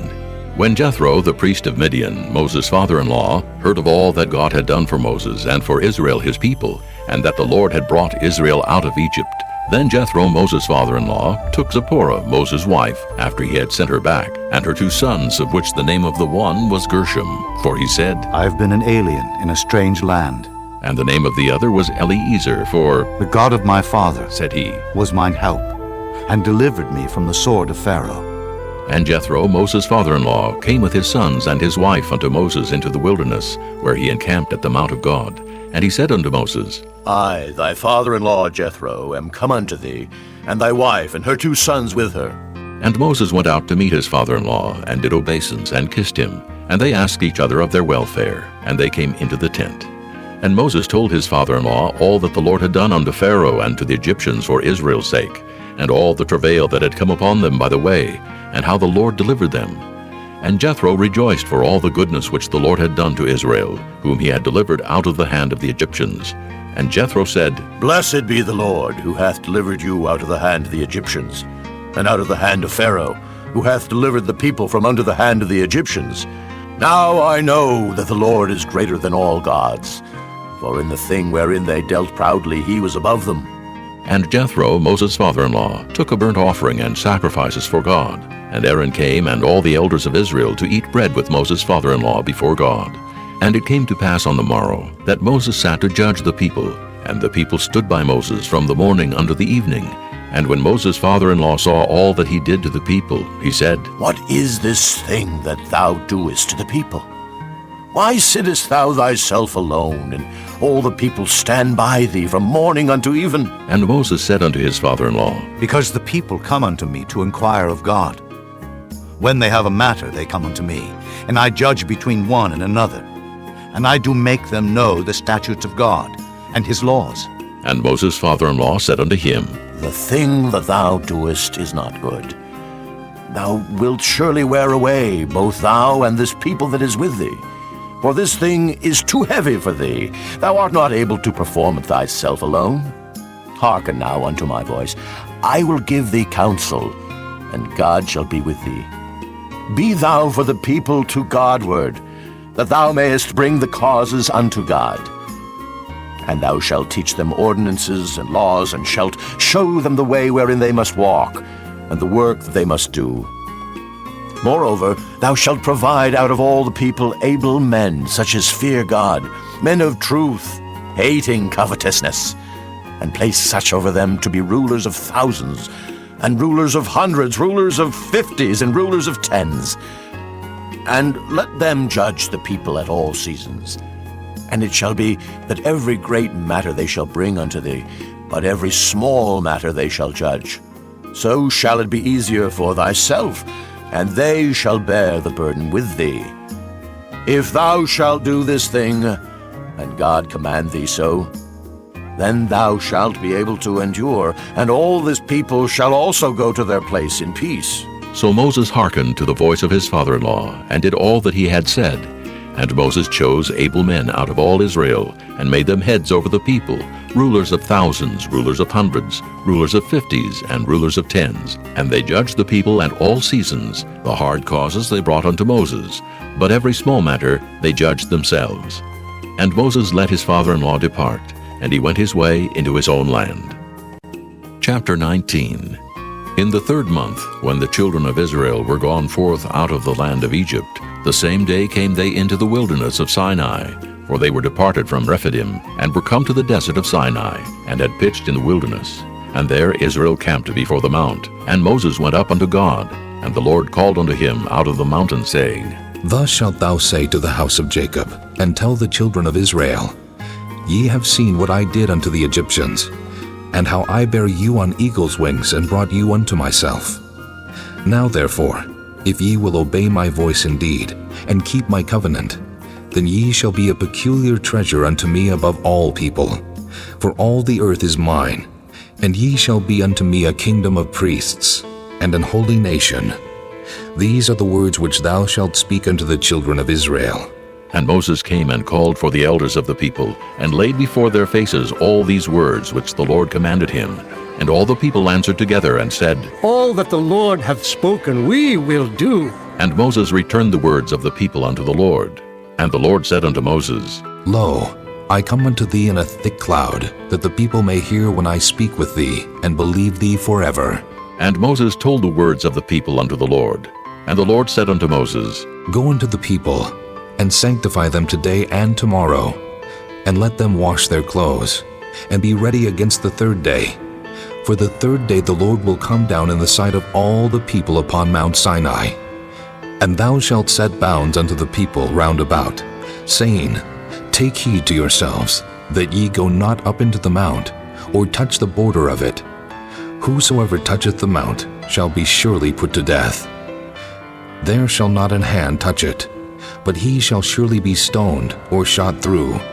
Whether it be beast or man, it shall not live. When the trumpet soundeth long, they shall come up to the mount. And Moses went down from the mount unto the people, and sanctified the people, and they washed their clothes. And he said unto the people, Be ready against the third day. Come not at your wives. And it came to pass on the third day in the morning, that there were thunders and lightnings, and a thick cloud upon the mount, and the voice of the trumpet exceeding loud, so that all the people that was in the camp trembled.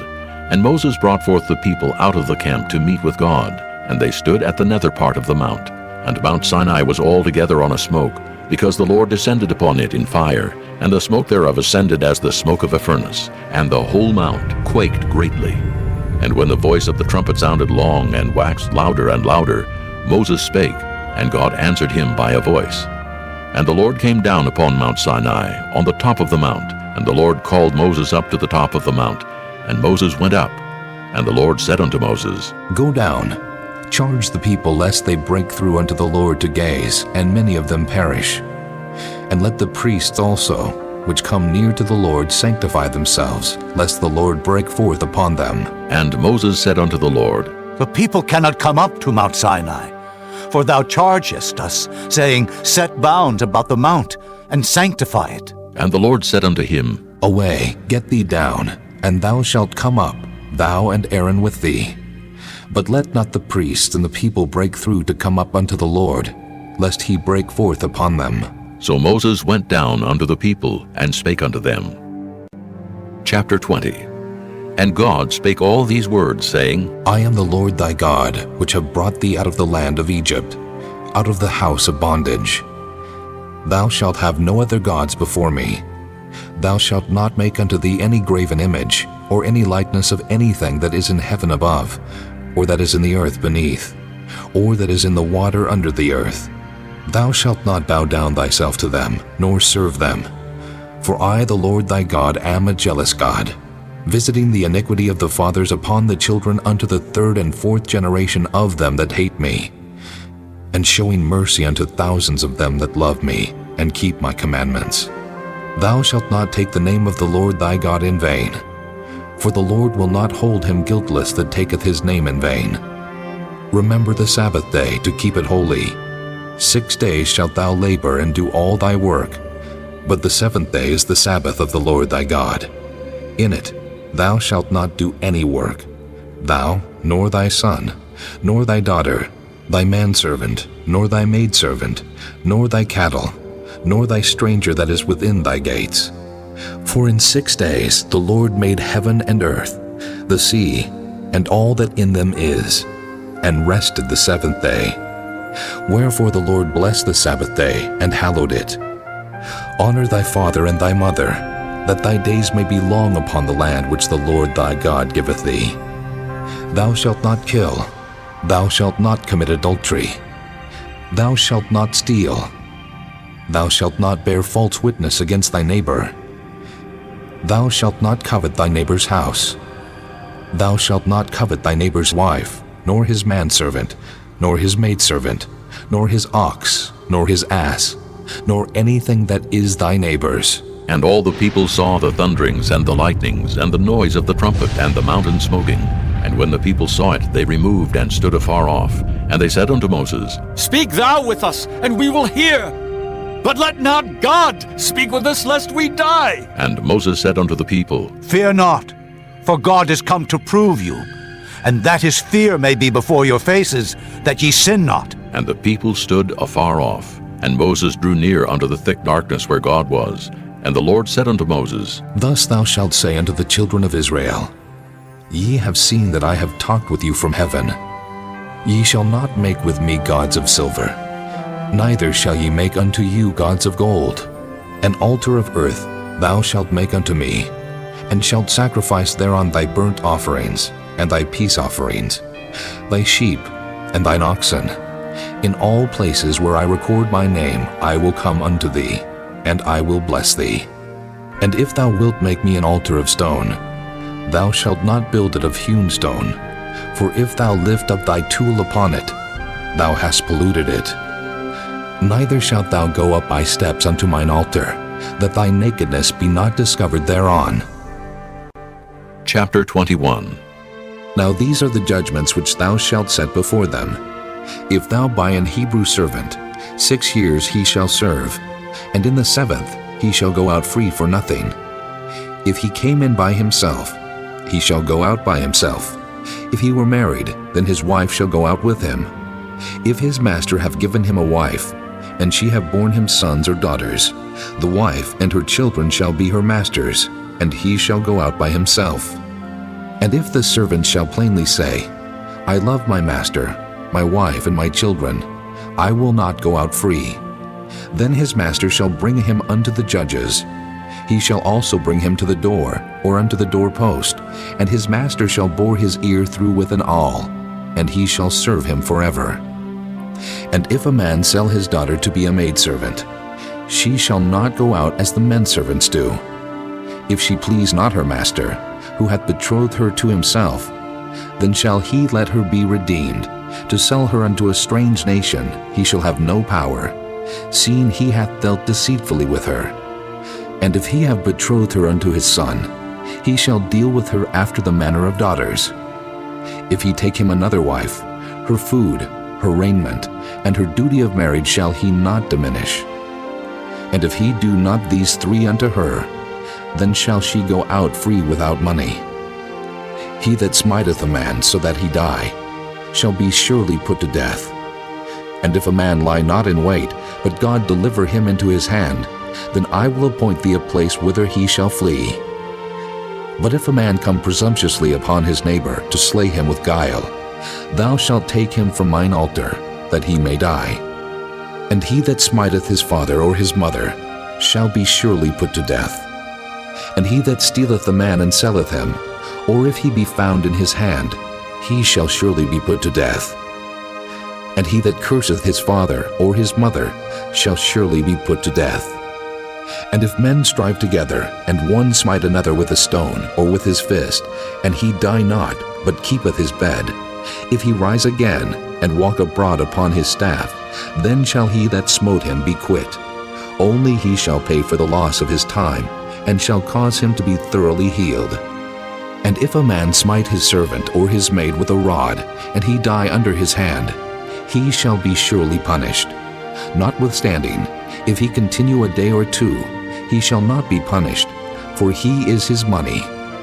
If men strive and hurt a woman with child, so that her fruit depart from her, and yet no mischief follow, he shall be surely punished, according as the woman's husband will lay upon him, and he shall pay as the judges determine. And if any mischief follow, then thou shalt give life for life, eye for eye, tooth for tooth, hand for hand, foot for foot, burning for burning, wound for wound, stripe for stripe. And if a man smite the eye of his servant, or the eye of his maid, that it perish, he shall let him go free for his eye's sake. And if he smite out his manservant's tooth, or his maidservant's tooth, he shall let him go free for his tooth's sake. If an ox gore a man or a woman, that they die, then the ox shall be surely stoned, and his flesh shall not be eaten, but the owner of the ox shall be quit. But if the ox were wont to push with his horn in time past, and it hath been testified to his owner, and he hath not kept him in, but that he hath killed a man or a woman, the ox shall be stoned, and his owner also shall be put to death. If there be laid on him a sum of money, then he shall give for the ransom of his life whatsoever is laid upon him. Whether he have gored a son, or have gored a daughter, according to this judgment shall it be done unto him. If the ox shall push a manservant or a maidservant, he shall give unto their master 30 shekels of silver, and the ox shall be stoned. And if a man shall open a pit, or if a man shall dig a pit, and not cover it, and an ox or an ass fall therein, the owner of the pit shall make it good, and give money unto the owner of them, and the dead beast shall be his. And if one man's ox hurt another's, that he die, then they shall sell the live ox and divide the money of it, and the dead ox also they shall divide. Or if it be known that the ox hath used to push in time past, and his owner hath not kept him in, he shall surely pay ox for ox, and the dead shall be his own. Chapter 22. If a man shall steal an ox or a sheep and kill it or sell it, he shall restore 5 oxen for an ox, and 4 sheep for a sheep. If a thief be found breaking up, and be smitten that he die, there shall no blood be shed for him. If the sun be risen upon him, there shall be blood shed for him, for he should make full restitution. If he have nothing, then he shall be sold for his theft.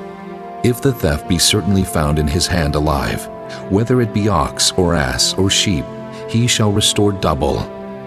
If a man shall cause a field or vineyard to be eaten, and shall put in his beast, and shall feed in another man's field, of the best of his own field, and of the best of his own vineyard, shall he make restitution. If fire break out, and catch in thorns, so that the stacks of corn, or the standing corn, or the field be consumed therewith, he that kindled the fire shall surely make restitution. If a man shall deliver unto his neighbor money or stuff to keep, and it be stolen out of the man's house, if the thief be found, let him pay double. If the thief be not found, then the master of the house shall be brought unto the judges, to see whether he have put his hand unto his neighbor's goods. For all manner of trespass, whether it be for ox, for ass, for sheep, for raiment, or for any manner of lost thing which another challengeth to be his, the cause of both parties shall come before the judges, and whom the judges shall condemn, he shall pay double unto his neighbor. If a man deliver unto his neighbor an ass, or an ox, or a sheep, or any beast to keep, and it die, or be hurt, or driven away, no man seeing it, then shall an oath of the Lord be between them both, that he hath not put his hand unto his neighbor's goods, and the owner of it shall accept thereof, and he shall not make it good. And if it be stolen from him, he shall make restitution unto the owner thereof. If it be torn in pieces, then let him bring it for witness, and he shall not make good that which was torn. And if a man borrow aught of his neighbor, and it be hurt or die, the owner thereof being not with it, he shall surely make it good. But if the owner thereof be with it, he shall not make it good. If it be an hired thing, it came for his hire. And if a man entice a maid that is not betrothed, and lie with her, he shall surely endow her to be his wife. If her father utterly refuse to give her unto him, he shall pay money according to the dowry of virgins. Thou shalt not suffer a witch to live. Whosoever lieth with a beast shall surely be put to death. He that sacrificeth unto any god, save unto the Lord only, he shall be utterly destroyed. Thou shalt neither vex a stranger, nor oppress him, for ye were strangers in the land of Egypt. Ye shall not afflict any widow or fatherless child. If thou afflict them in any wise, and they cry at all unto me, I will surely hear their cry, and my wrath shall wax hot, and I will kill you with the sword, and your wives shall be widows, and your children fatherless. If thou lend money to any of my people that is poor by thee, thou shalt not be to him as an usurer, neither shalt thou lay upon him usury. If thou at all take thy neighbor's raiment to pledge, thou shalt deliver it unto him by that the sun goeth down, for that is his covering only. It is his raiment for his skin. Wherein shall he sleep? And it shall come to pass, when he crieth unto me, that I will hear, for I am gracious. Thou shalt not revile the gods, nor curse the ruler of thy people. Thou shalt not delay to offer the first of thy ripe fruits, and of thy liquors. The firstborn of thy son shalt thou give unto me. Likewise shalt thou do with thine oxen, and with thy sheep. 7 days it shall be with his dam. On the 8th day thou shalt give it me. And ye shall be holy men unto me. Neither shall ye eat any flesh that is torn of beast in the field. Ye shall cast it to the dogs. Chapter 23. Thou shalt not raise a false report. Put not thine hand with the wicked to be an unrighteous witness. Thou shalt not follow a multitude to do evil, neither shalt thou speak in a cause to decline after many to wrest judgment. Neither shalt thou countenance a poor man in his cause. If thou meet thine enemy's ox or his ass going astray, thou shalt surely bring it back to him again. If thou see the ass of him that hateth thee lying under his burden, and wouldest forbear to help him, thou shalt surely help with him. Thou shalt not wrest the judgment of thy poor in his cause. Keep thee far from a false matter, and the innocent and righteous slay thou not, for I will not justify the wicked. And thou shalt take no gift, for the gift blindeth the wise, and perverteth the words of the righteous. Also thou shalt not oppress a stranger, for ye know the heart of a stranger, seeing ye were strangers in the land of Egypt. And 6 years thou shalt sow thy land, and shalt gather in the fruits thereof. But the 7th year thou shalt let it rest and lie still, that the poor of thy people may eat, and what they leave the beasts of the field shall eat.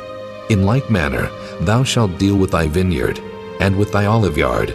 6 days thou shalt do thy work, and on the 7th day thou shalt rest, that thine ox and thine ass may rest, and the son of thy handmaid, and the stranger may be refreshed.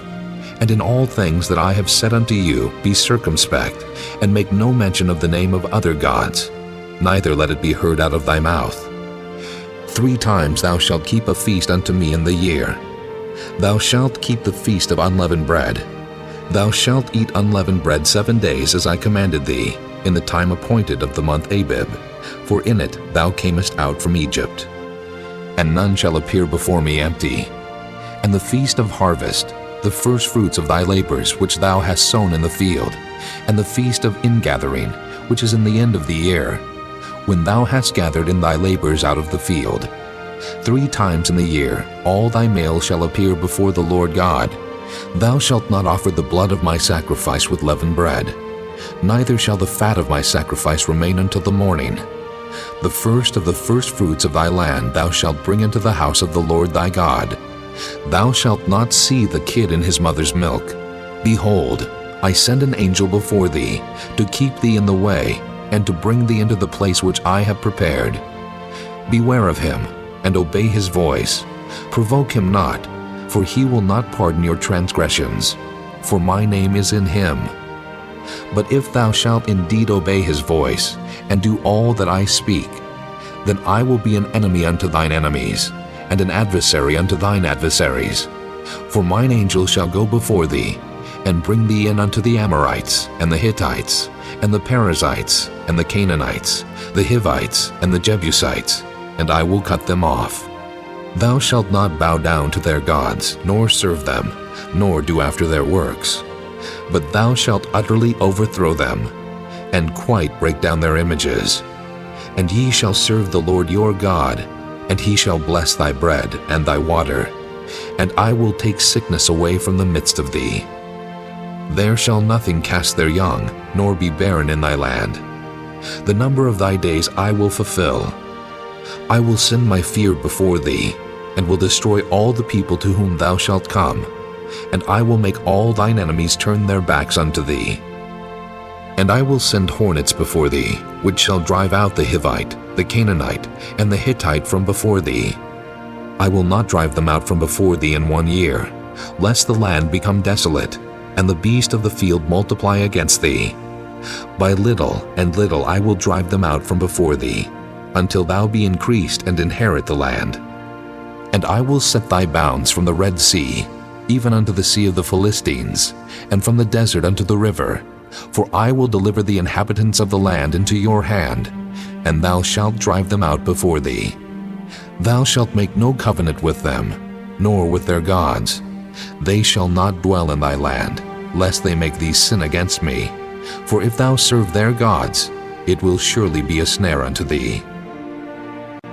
Chapter 24.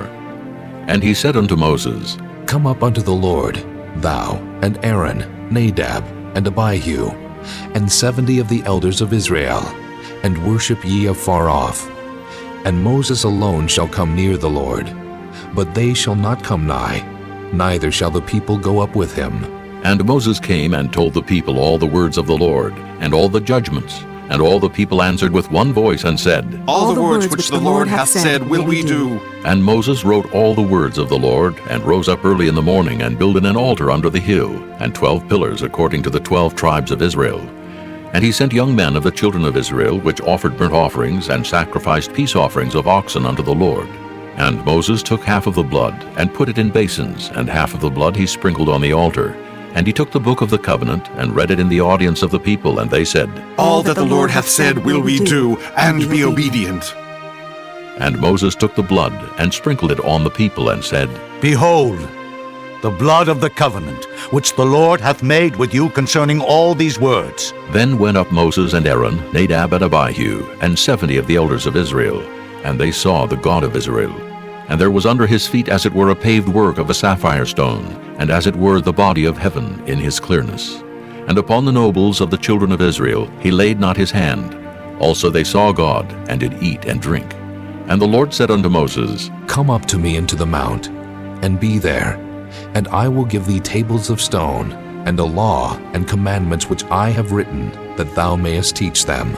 And Moses rose up, and his minister Joshua. And Moses went up into the mount of God, and he said unto the elders, Tarry ye here for us, until we come again unto you.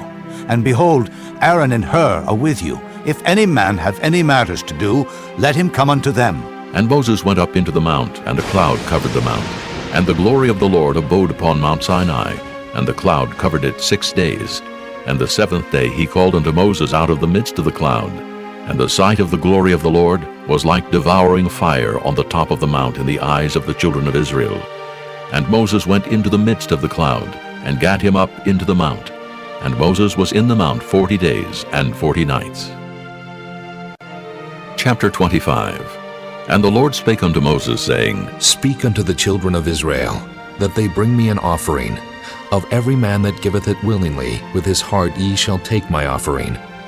And this is the offering which ye shall take of them: gold, and silver, and brass, and blue, and purple, and scarlet, and fine linen, and goat's hair, and ram skins dyed red, and badger skins, and shittim wood, oil for the light, spices for anointing oil, and for sweet incense, onyx stones, and stones to be set in the ephod, and in the breastplate.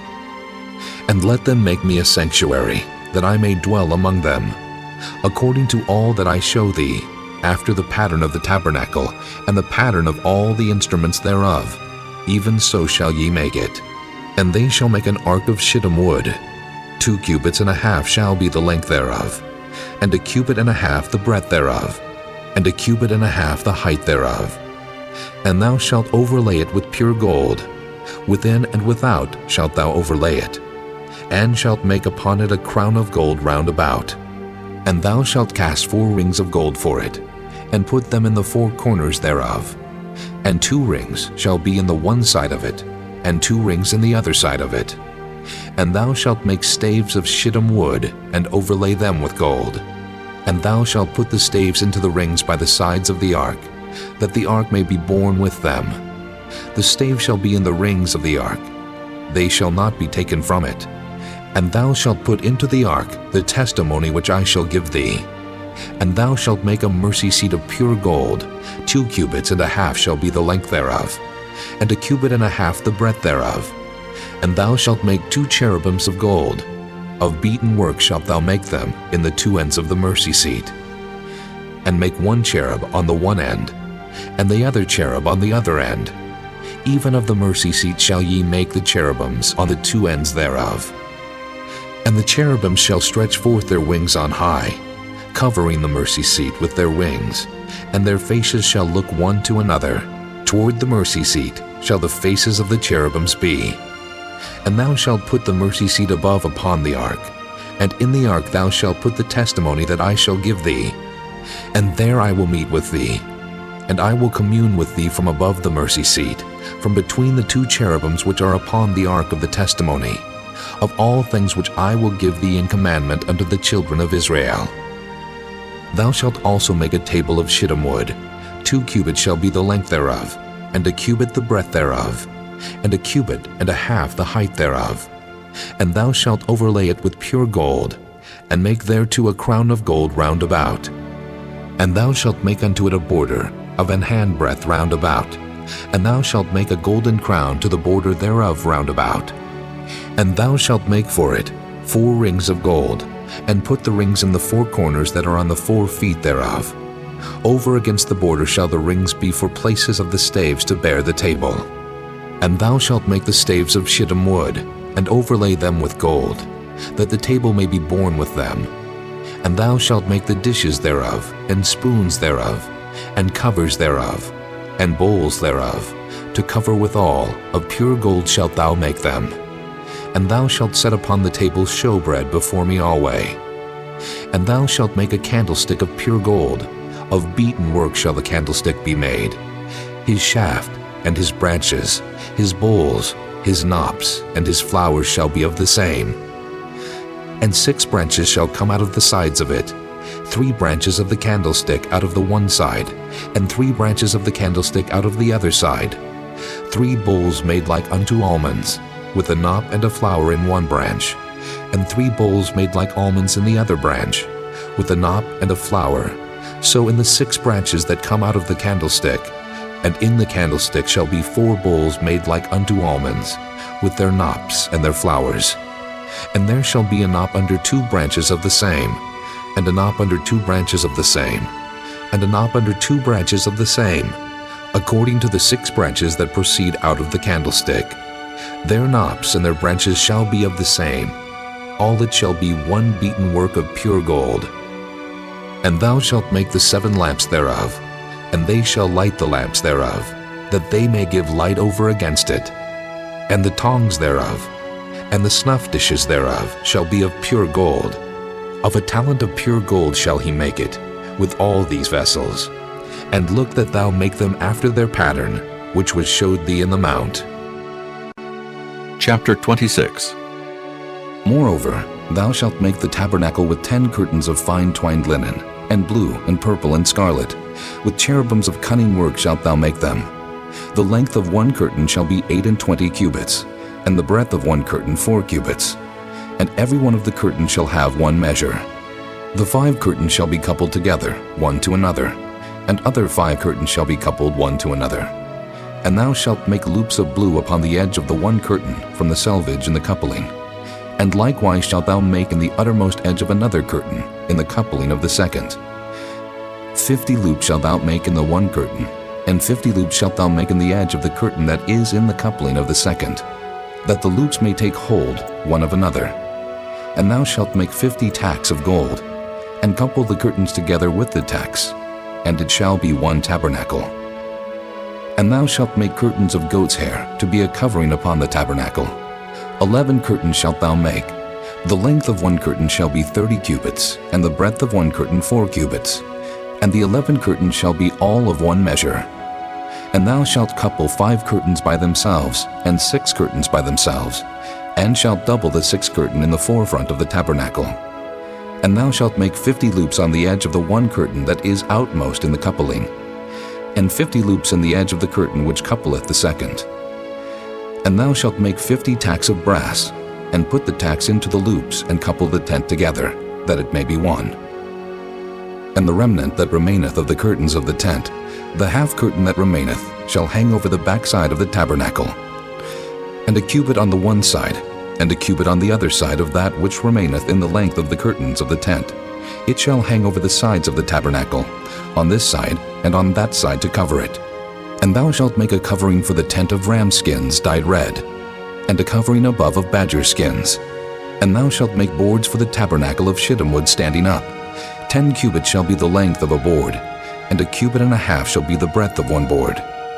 2 tenons shall there be in one board, set in order one against another. Thus shalt thou make for all the boards of the tabernacle. And thou shalt make the boards for the tabernacle 20 boards on the south side southward. And thou shalt make 40 sockets of silver under the 20 boards, 2 sockets under one board for his 2 tenons, and 2 sockets under another board for his 2 tenons. And for the second side of the tabernacle on the north side there shall be 20 boards. And there 40 sockets of silver, 2 sockets under one board, and 2 sockets under another board. And for the sides of the tabernacle westward, thou shalt make 6 boards. And 2 boards shalt thou make for the corners of the tabernacle in the 2 sides. And they shall be coupled together beneath, and they shall be coupled together above the head of it unto 1 ring. Thus shall it be for them both. They shall be for the 2 corners. And they shall be 8 boards, and their sockets of silver 16 sockets, 2 sockets under 1 board, and 2 sockets under another board. And thou shalt make bars of shittim wood, 5 for the boards of the one side of the tabernacle, and 5 bars for the boards of the other side of the tabernacle, and 5 bars for the boards of the side of the tabernacle, for the 2 sides westward. And the middle bar in the midst of the board shall reach from end to end. And thou shalt overlay the boards with gold, and make their rings of gold for places for the bars. And thou shalt overlay the bars with gold. And thou shalt rear up the tabernacle according to the fashion thereof, which was showed thee in the mount. And thou shalt make a veil of blue, and purple, and scarlet, and fine twined linen of cunning work. With cherubim shall it be made. And thou shalt hang it upon 4 pillars of shittim wood overlaid with gold. Their hooks shall be of gold upon the 4 sockets of silver. And thou shalt hang up the veil under the tacks, that thou mayest bring in thither within the veil the ark of the testimony. And the veil shall divide unto you between the holy place and the most holy. And thou shalt put the mercy seat upon the ark of the testimony in the most holy place. And thou shalt set the table without the veil, and the candlestick over against the table on the side of the tabernacle toward the south. And thou shalt put the table on the north side. And thou shalt make an hanging for the door of the tent of blue and purple and scarlet, and fine twined linen wrought with needlework. And thou shalt make for the hanging 5 pillars of shittim wood, and overlay them with gold, and their hooks shall be of gold. And thou shalt cast 5 sockets of brass for them. Chapter 27. And thou shalt make an altar of shittim wood, 5 cubits long, and 5 cubits broad. The altar shall be 4 square, and the height thereof shall be 3 cubits. And thou shalt make the horns of it upon the 4 corners thereof. His horn shall be of the same. And thou shalt overlay it with brass. And thou shalt make his pans to receive his ashes, and his shovels, and his basins, and his flesh hooks, and his fire pans. All the vessels thereof thou shalt make of brass. And thou shalt make for it a grate of network of brass. And upon the net shalt thou make 4 brassen rings in the 4 corners thereof. And thou shalt put it under the compass of the altar beneath, that the net may be even to the midst of the altar. And thou shalt make staves for the altar, staves of shittim wood, and overlay them with brass. And the staves shall be put into the rings, and the staves shall be upon the 2 sides of the altar to bear it. Hollow with boards shalt thou make it. As it was showed thee in the mount, so shall they make it. And thou shalt make the court of the tabernacle. For the south side southward there shall be hangings for the court of fine twined linen, of 100 cubits long for one side. And the 20 pillars thereof, and their 20 sockets shall be of brass. The hooks of the pillars, and their fillets shall be of silver. And likewise for the north side in length there shall be hangings of 100 cubits long, and his 20 pillars, and their 20 sockets of brass. The hooks of the pillars, and their fillets of silver. And for the breadth of the court on the west side shall be hangings of 50 cubits, their pillars 10, and their sockets 10. And the breadth of the court on the east side eastward shall be 50 cubits. The hangings of one side of the gate shall be 15 cubits, their pillars 3, and their sockets 3. And on the other side shall be hangings 15 cubits, their pillars 3, and their sockets 3. And for the gate of the court shall be an hanging of 20 cubits, of blue and purple and scarlet, and fine twined linen, wrought with needlework. And their pillars shall be 4, and their sockets 4. All the pillars round about the court shall be filleted with silver. Their hooks shall be of silver, and their sockets of brass. The length of the court shall be 100 cubits, and the breadth 50, everywhere. And the height 5 cubits of fine twined linen, and their sockets of brass. All the vessels of the tabernacle and all the service thereof, and all the pins thereof, and all the pins of the court shall be of brass. And thou shalt command the children of Israel that they bring thee pure oil, olive beaten for the light, to cause the lamp to burn always.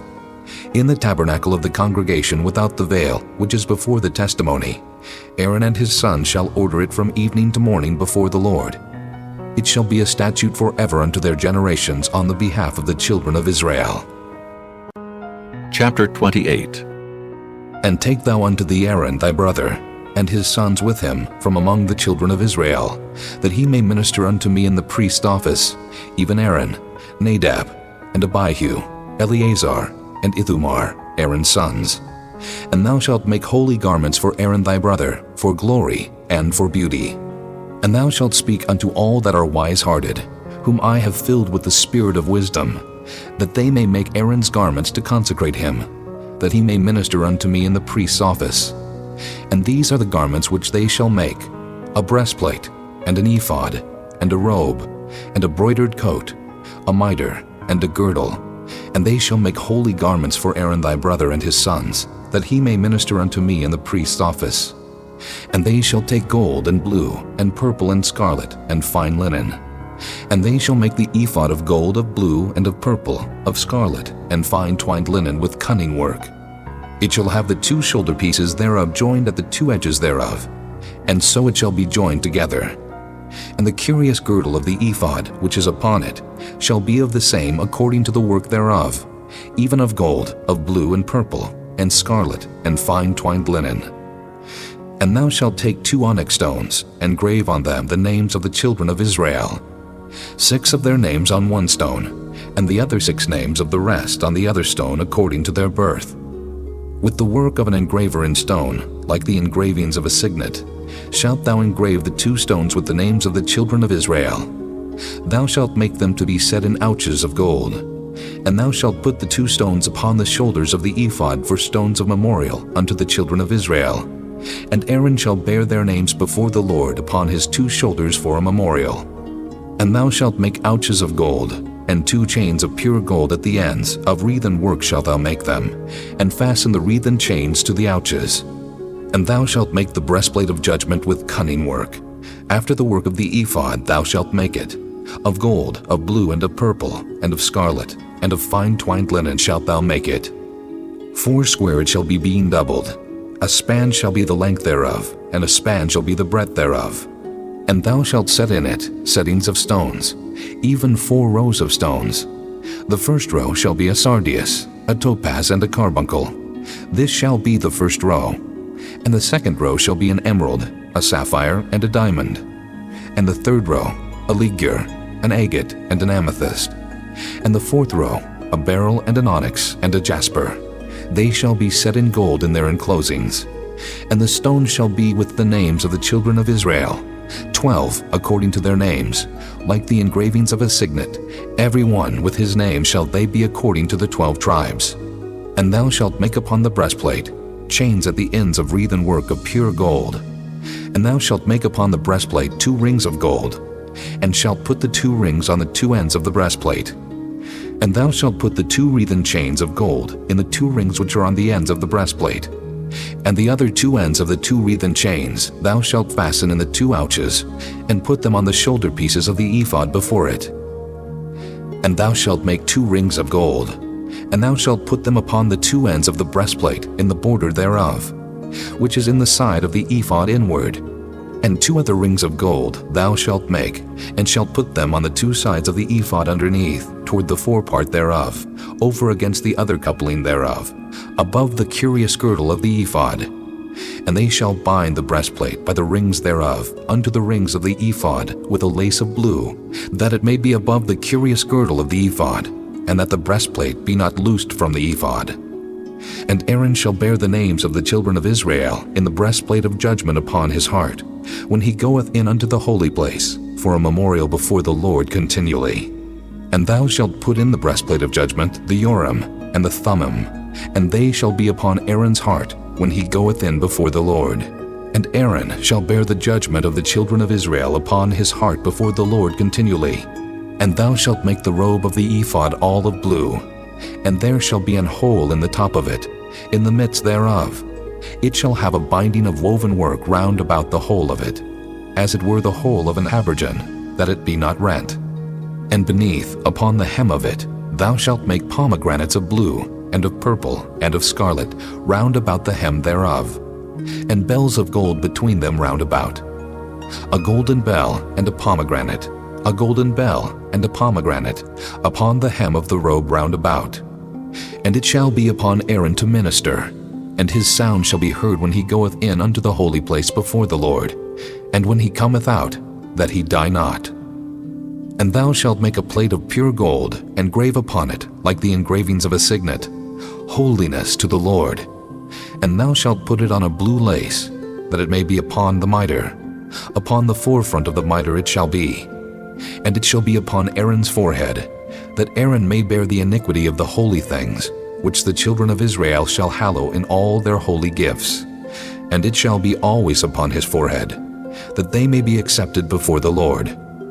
And thou shalt embroider the coat of fine linen, and thou shalt make the mitre of fine linen, and thou shalt make the girdle of needlework.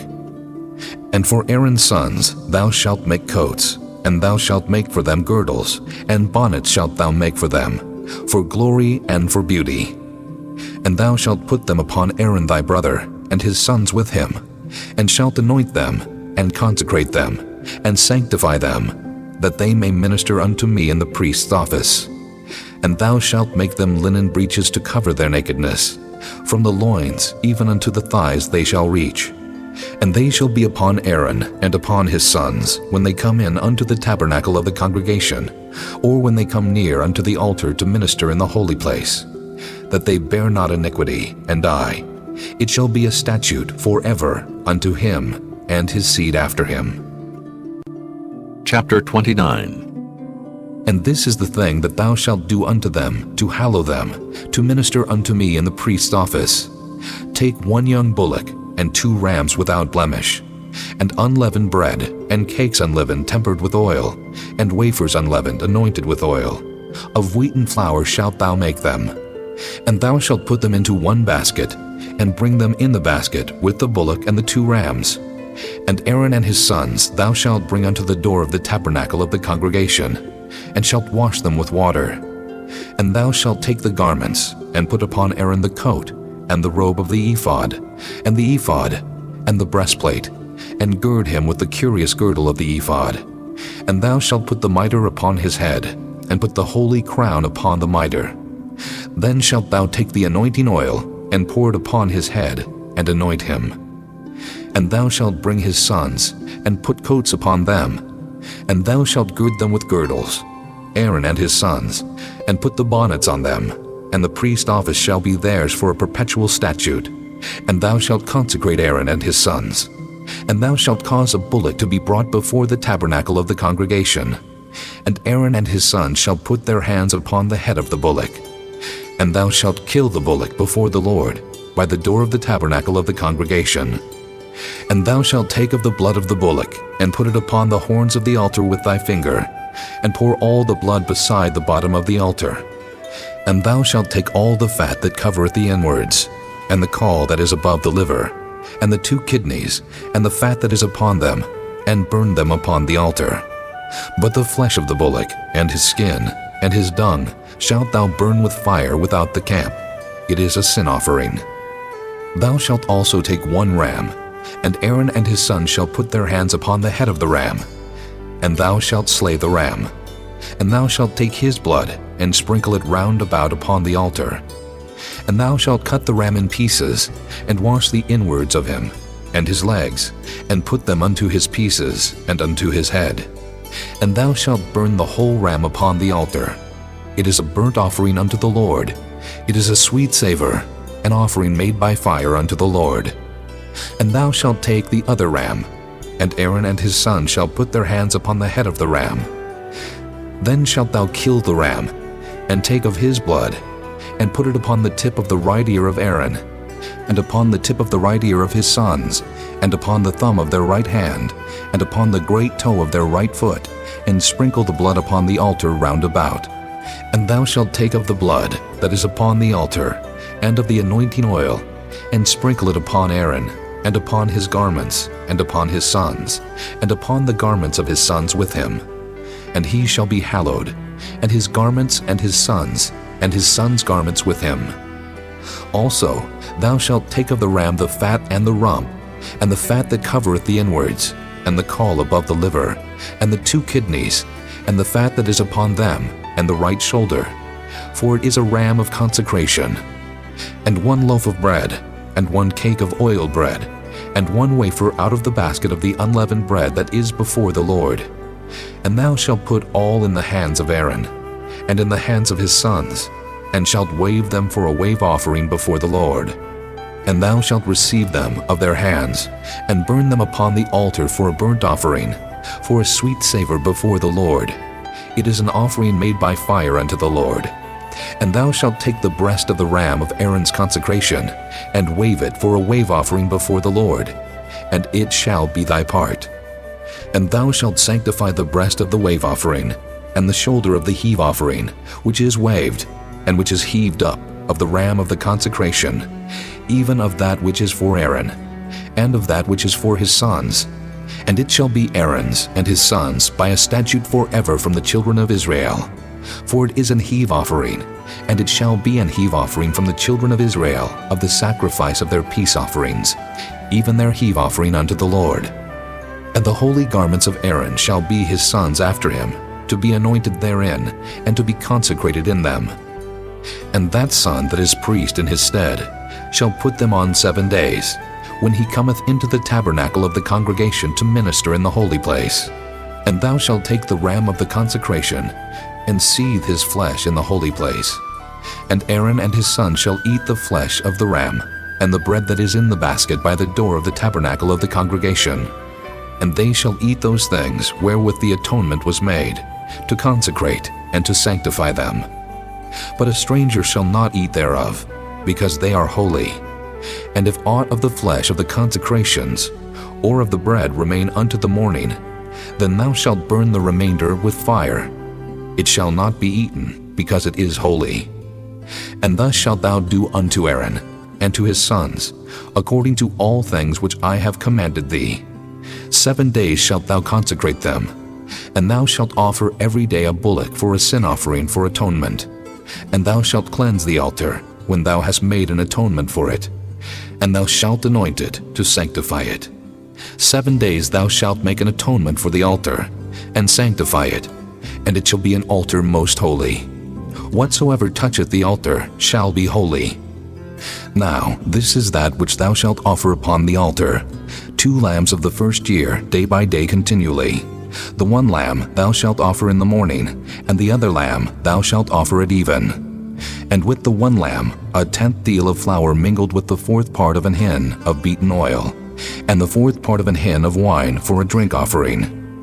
And the other lamb thou shalt offer at even, and shalt do thereto according to the meat offering of the morning, and according to the drink offering thereof, for a sweet savor, an offering made by fire unto the Lord. This shall be a continual burnt offering throughout your generations at the door of the tabernacle of the congregation before the Lord, where I will meet you, to speak there unto thee. And there I will meet with the children of Israel, and the tabernacle shall be sanctified by my glory. And I will sanctify the tabernacle of the congregation, and the altar. I will sanctify also both Aaron and his sons, to minister to me in the priest's office. And I will dwell among the children of Israel, and will be their God. And they shall know that I am the Lord their God, that brought them forth out of the land of Egypt, that I may dwell among them. I am the Lord their God. Chapter 30. And thou shalt make an altar to burn incense upon. Of shittim wood shalt thou make it. 1 cubit shall be the length thereof, and 1 cubit the breadth thereof.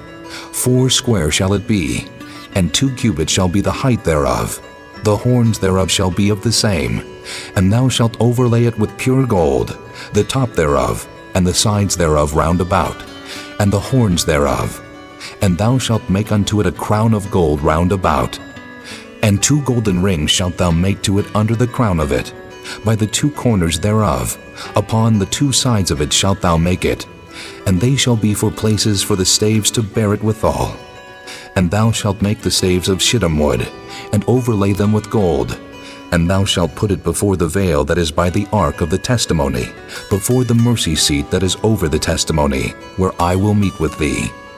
And Aaron shall burn thereon sweet incense every morning. When he dresseth the lamps, he shall burn incense upon it. And when Aaron lighteth the lamps at even, he shall burn incense upon it, a perpetual incense before the Lord throughout your generations. Ye shall offer no strange incense thereon, nor burnt sacrifice, nor meat offering, neither shall ye pour drink offering thereon. And Aaron shall make an atonement upon the horns of it once in a year, with the blood of the sin offering of atonements. Once in the year shall he make atonement upon it throughout your generations. It is most holy unto the Lord. And the Lord spake unto Moses, saying, When thou takest the sum of the children of Israel after their number, then shall they give every man a ransom for his soul unto the Lord, when thou numberest them, that there be no plague among them when thou numberest them. This they shall give, every one that passeth among them that are numbered, half a shekel after the shekel of the sanctuary. A shekel is 20 gerahs, and half shekel shall be the offering of the Lord. Every one that passeth among them that are numbered, from 20 years old and above, shall give an offering unto the Lord. The rich shall not give more, and the poor shall not give less than half a shekel, when they give an offering unto the Lord to make an atonement for your souls. And thou shalt take the atonement money of the children of Israel, and shalt appoint it for the service of the tabernacle of the congregation, that it may be a memorial unto the children of Israel before the Lord, to make an atonement for your souls. And the Lord spake unto Moses, saying, Thou shalt also make a laver of brass, and his foot also of brass, to wash withal, and thou shalt put it between the tabernacle of the congregation and the altar, and thou shalt put water therein. For Aaron and his sons shall wash their hands and their feet thereat. When they go into the tabernacle of the congregation, they shall wash with water, that they die not. Or when they come near to the altar to minister, to burn offering made by fire unto the Lord. So they shall wash their hands and their feet, that they die not. And it shall be a statute forever to them, even to him and to his seed throughout their generations. Moreover, the Lord spake unto Moses, saying, Take thou also unto thee principal spices of pure myrrh, 500 shekels, and of sweet cinnamon half so much, even 250 shekels, and of sweet calamus 250 shekels, and of cassia 500 shekels, after the shekel of the sanctuary, and of oil olive and hin. And thou shalt make it an oil of holy ointment, an ointment compound after the art of the apothecary. It shall be an holy anointing oil. And thou shalt anoint the tabernacle of the congregation therewith, and the ark of the testimony, and the table, and all his vessels, and the candlestick, and his vessels, and the altar of incense, and the altar of burnt offering with all his vessels, and the laver, and his foot. And thou shalt sanctify them, that they may be most holy. Whatsoever toucheth them shall be holy. And thou shalt anoint Aaron and his sons, and consecrate them, that they may minister unto me in the priest's office. And thou shalt speak unto the children of Israel, saying, This shall be an holy anointing oil unto me throughout your generations. Upon man's flesh shall it not be poured, neither shall ye make any other like it after the composition of it. It is holy, and it shall be holy unto you. Whosoever compoundeth any like it, or whosoever putteth any of it upon a stranger, shall even be cut off from his people. And the Lord said unto Moses, Take unto thee sweet spices, stacte, and onycha, and galbanum. These sweet spices with pure frankincense, of each shall there be a like weight. And thou shalt make it a perfume, a confection after the art of the apothecary, tempered together, pure and holy. And thou shalt beat some of it very small, and put of it before the testimony in the tabernacle of the congregation, where I will meet with thee. It shall be unto you most holy. And as for the perfume which thou shalt make, ye shall not make to yourselves according to the composition thereof. It shall be unto thee holy for the Lord. Whosoever shall make like unto that, to smell thereto, shall even be cut off from his people. Chapter 31. And the Lord spake unto Moses, saying, See, I have called by name Bezaleel, the son of Uri, the son of Hur of the tribe of Judah, and I have filled him with the Spirit of God, in wisdom, and in understanding, and in knowledge, and in all manner of workmanship, to devise cunning works, to work in gold, and in silver, and in brass, and in cutting of stones to set them, and in carving of timber, to work in all manner of workmanship. And I, behold, I have given with him Aholiab, the son of Ahisamach, of the tribe of Dan, And in the hearts of all that are wise-hearted I have put wisdom, that they may make all that I have commanded thee. The tabernacle of the congregation, and the ark of the testimony, and the mercy seat that is thereupon, and all the furniture of the tabernacle, and the table, and his furniture, and the pure candlestick with all his furniture, and the altar of incense, and the altar of burnt offering with all his furniture, and the laver and his foot, and the cloths of service, and the holy garments for Aaron the priest, and the garments of his sons to minister in the priest's office, and the anointing oil, and sweet incense for the holy place, according to all that I have commanded thee, shall they do. And the Lord spake unto Moses, saying, Speak thou also unto the children of Israel, saying, Verily, my Sabbaths ye shall keep, for it is a sign between me and you throughout your generations, that ye may know that I am the Lord that doth sanctify you. Ye shall keep the Sabbath therefore, for it is holy unto you. Every one that defileth it shall surely be put to death. For whosoever doeth any work therein, that soul shall be cut off from among his people. 6 days may work be done, but in the seventh is the Sabbath of rest, holy to the Lord. Whosoever doeth any work in the Sabbath day, he shall surely be put to death. Wherefore the children of Israel shall keep the Sabbath, to observe the Sabbath throughout their generations for a perpetual covenant. It is a sign between me and the children of Israel forever. For in 6 days the Lord made heaven and earth, and on the seventh day he rested and was refreshed. And he gave unto Moses, when he had made an end of communing with him upon Mount Sinai, 2 tables of testimony, tables of stone, written with the finger of God. Chapter 32. And when the people saw that Moses delayed to come down out of the mount, the people gathered themselves together unto Aaron, and said unto him, Up, make us gods, which shall go before us. For as for this Moses, the man that brought us up out of the land of Egypt, we wot not what has become of him. And Aaron said unto them, Break off the golden earrings, which are in the ears of your wives, of your sons, and of your daughters, and bring them unto me. And all the people brake off the golden earrings which were in their ears, and brought them unto Aaron. And he received them at their hand, and fashioned it with a graving tool, after he had made it a molten calf. And they said, These be thy gods, O Israel, which brought thee up out of the land of Egypt. And when Aaron saw it, he built an altar before it, and Aaron made proclamation and said, Tomorrow is a feast to the Lord. And they rose up early on the morrow, and offered burnt offerings, and brought peace offerings. And the people sat down to eat and to drink, and rose up to play.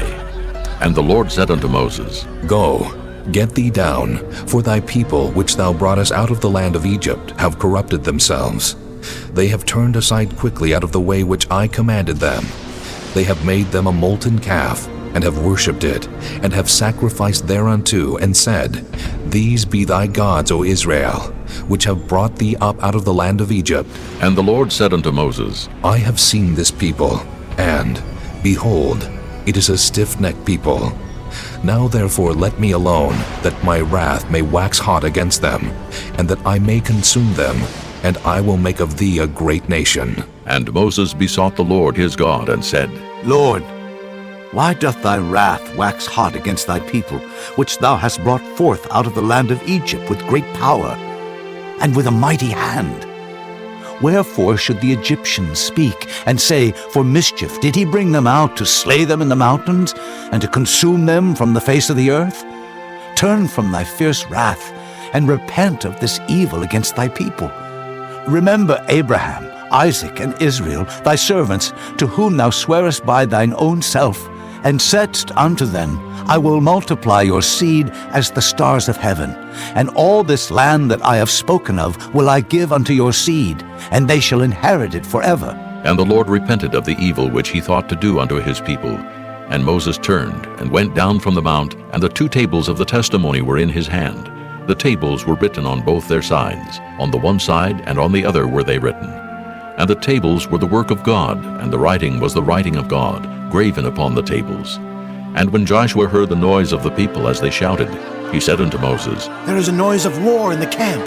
And he said, It is not the voice of them that shout for mastery, neither is it the voice of them that cry for being overcome, but the noise of them that sing do I hear. And it came to pass, as soon as he came nigh unto the camp, that he saw the calf and the dancing. And Moses' anger waxed hot, and he cast the tables out of his hands, and brake them beneath the mount. And he took the calf which they had made, and burnt it in the fire, and ground it to powder, and strawed it upon the water, and made the children of Israel drink of it. And Moses said unto Aaron, What did this people unto thee, that thou hast brought so great a sin upon them? And Aaron said, Let not the anger of my lord wax hot. Thou knowest the people, that they are set on mischief. For they said unto me, Make us gods which shall go before us. For as for this Moses, the man that brought us up out of the land of Egypt, we wot not what is become of him. And I said unto them, Whosoever hath any gold, let them break it off. So they gave it me. Then I cast it into the fire, and there came out this calf. And when Moses saw that the people were naked, for Aaron had made them naked unto their shame among their enemies, then Moses stood in the gate of the camp, and said, Who is on the Lord's side? Let him come unto me. And all the sons of Levi gathered themselves together unto him.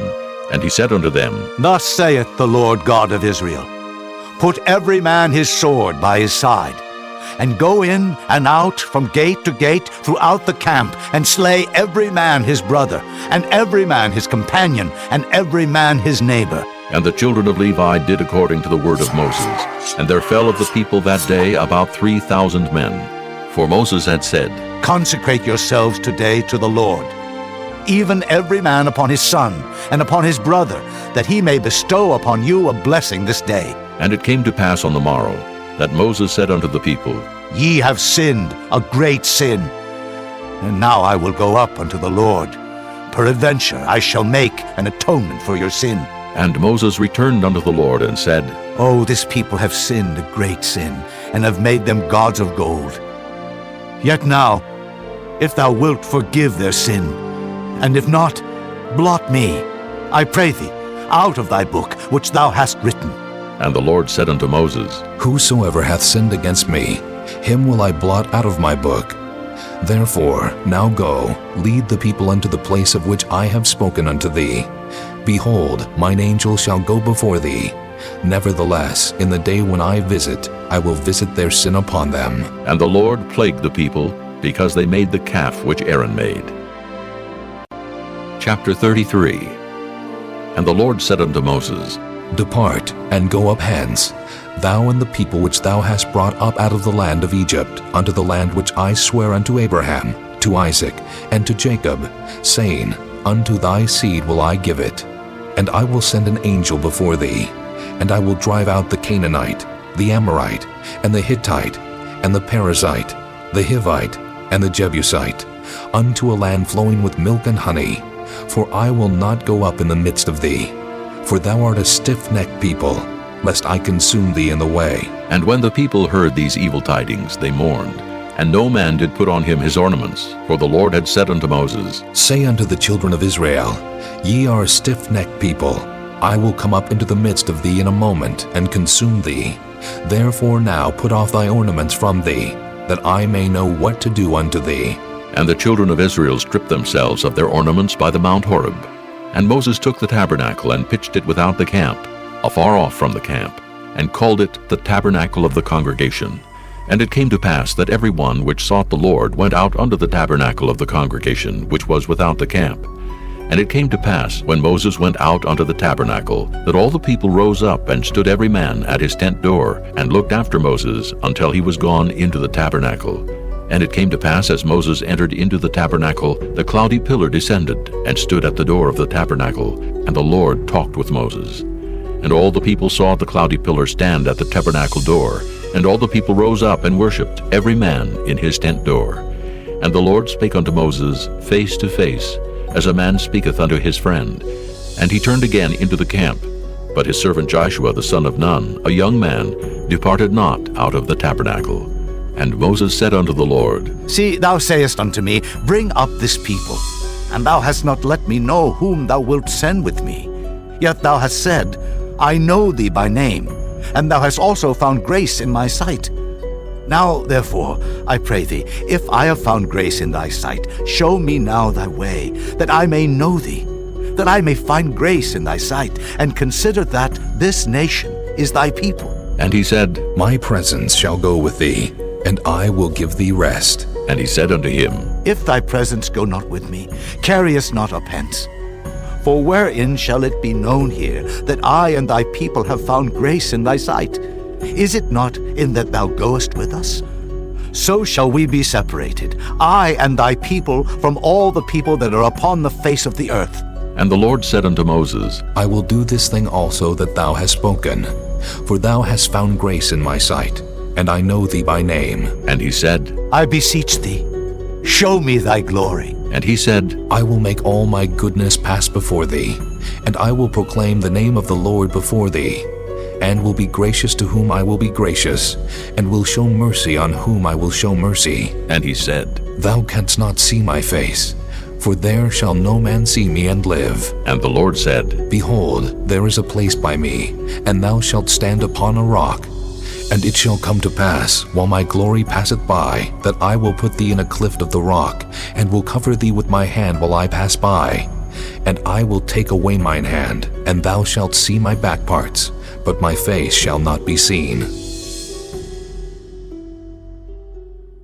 This concludes disc number 5. Chapter 34. And the Lord said unto Moses, Hew thee 2 tables of stone like unto the first, and I will write upon these tables the words that were in the first tables which thou breakest. And be ready in the morning, and come up in the morning unto Mount Sinai, and present thyself there to me in the top of the mount. And no man shall come up with thee, neither let any man be seen throughout all the mount, neither let the flocks nor herds feed before that mount. And he hewed 2 tables of stone like unto the first. And Moses rose up early in the morning, and went up unto Mount Sinai, as the Lord had commanded him, and took in his hand the 2 tables of stone. And the Lord descended in the cloud, and stood with him there, and proclaimed the name of the Lord. And the Lord passed by before him, and proclaimed, The Lord God, merciful and gracious, long-suffering and abundant in goodness and truth, keeping mercy for thousands, forgiving iniquity and transgression and sin, and that will by no means clear the guilty, visiting the iniquity of the fathers upon the children, and upon the children's children, unto the 3rd and to the 4th generation. And Moses made haste, and bowed his head toward the earth, and worshipped. And he said, If now I have found grace in thy sight, O Lord, let my Lord, I pray thee, go among us, for it is a stiff-necked people. And pardon our iniquity and our sin, and take us for thine inheritance. And he said, Behold, I make a covenant. Before all thy people I will do marvels, such as have not been done in all the earth, nor in any nation. And all the people among which thou art shall see the work of the Lord, for it is a terrible thing that I will do with thee. Observe thou that which I command thee this day. Behold, I drive out before thee the Amorite, and the Canaanite, and the Hittite, and the Perizzite, and the Hivite, and the Jebusite. Take heed to thyself, lest thou make a covenant with the inhabitants of the land whither thou goest, lest it be for a snare in the midst of thee. But ye shall destroy their altars, break their images, and cut down their groves. For thou shalt worship no other God, for the Lord, whose name is jealous, is a jealous God, lest thou make a covenant with the inhabitants of the land, and they go a-whoring after their gods, and do sacrifice unto their gods, and one call thee, and thou eat of his sacrifice. And thou take of their daughters unto thy sons, and their daughters go a-whoring after their gods, and make thy sons go a-whoring after their gods. Thou shalt make thee no molten gods. The feast of unleavened bread shalt thou keep. 7 days thou shalt eat unleavened bread, as I commanded thee in the time of the month Abib. For in the month Abib thou camest out from Egypt. All that openeth the matrix is mine, and every firstling among thy cattle, whether ox or sheep that is male. But the firstling of an ass thou shalt redeem with a lamb, and if thou redeem him not, then shalt thou break his neck. All the firstborn of thy sons thou shalt redeem, and none shall appear before me empty. 6 days thou shalt work, but on the 7th day thou shalt rest. In earing time and in harvest thou shalt rest. And thou shalt observe the feast of weeks, of the firstfruits of wheat harvest, and the feast of ingathering at the year's end. Thrice in the year shall all your men children appear before the Lord God, the God of Israel. For I will cast out the nations before thee, and enlarge thy borders. Neither shall any man desire thy land when thou shalt go up to appear before the Lord thy God thrice in the year. Thou shalt not offer the blood of my sacrifice with leaven, neither shall the sacrifice of the feast of the Passover be left unto the morning. The first of the firstfruits of thy land thou shalt bring unto the house of the Lord thy God. Thou shalt not see the kid in his mother's milk. And the Lord said unto Moses, Write thou these words, for after the tenor of these words I have made a covenant with thee and with Israel. And he was there with the Lord 40 days and 40 nights. He did neither eat bread nor drink water, and he wrote upon the tables the words of the covenant, the 10 commandments. And it came to pass, when Moses came down from Mount Sinai with the 2 tables of testimony in Moses' hand, when he came down from the mount, that Moses wist not that the skin of his face shone while he talked with him.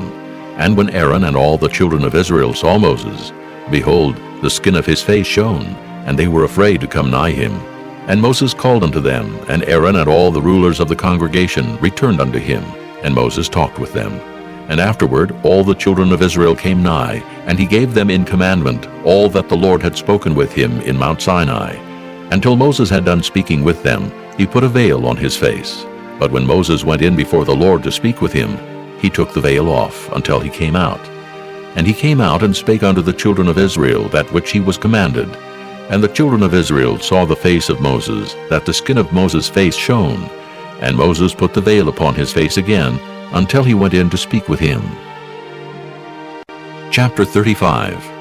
And Moses gathered all the congregation of the children of Israel together, and said unto them, These are the words which the Lord hath commanded, that ye should do them. 6 days shall work be done, but on the 7th day there shall be to you an holy day, a Sabbath of rest to the Lord. Whosoever doeth work therein shall be put to death. Ye shall kindle no fire throughout your habitations upon the Sabbath day. And Moses spake unto all the congregation of the children of Israel, saying, This is the thing which the Lord commanded, saying, Take ye from among you an offering unto the Lord. Whosoever is of a willing heart, let him bring it, an offering of the Lord, gold and silver and brass and blue and purple and scarlet and fine linen and goat's hair and ram's skins dyed red and badger's skins and shittim wood and oil for the light and spices for anointing oil and for the sweet incense and onyx stones and stones to be set for the ephod and for the breastplate.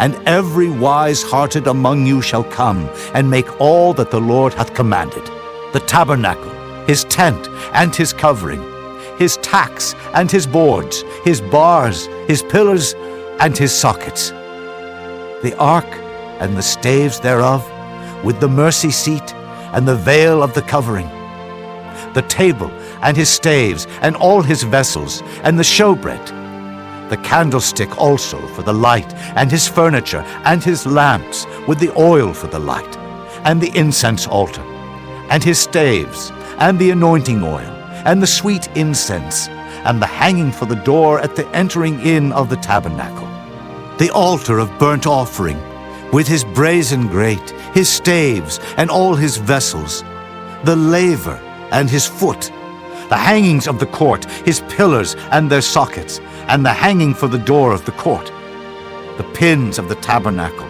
and the pins of the court, and their cords, the cloths of service to do service in the holy place, the holy garments for Aaron the priest, and the garments of his sons to minister in the priest's office. And all the congregation of the children of Israel departed from the presence of Moses. And they came, every one whose heart stirred him up, and every one whom his spirit made willing. And they brought the Lord's offering to the work of the tabernacle of the congregation, and for all his service, and for the holy garments.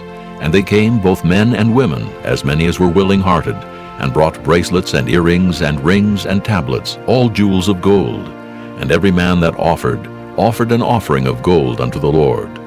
And every man with whom was found blue and purple and scarlet and fine linen and goat's hair and red skins of rams and badger skins brought them.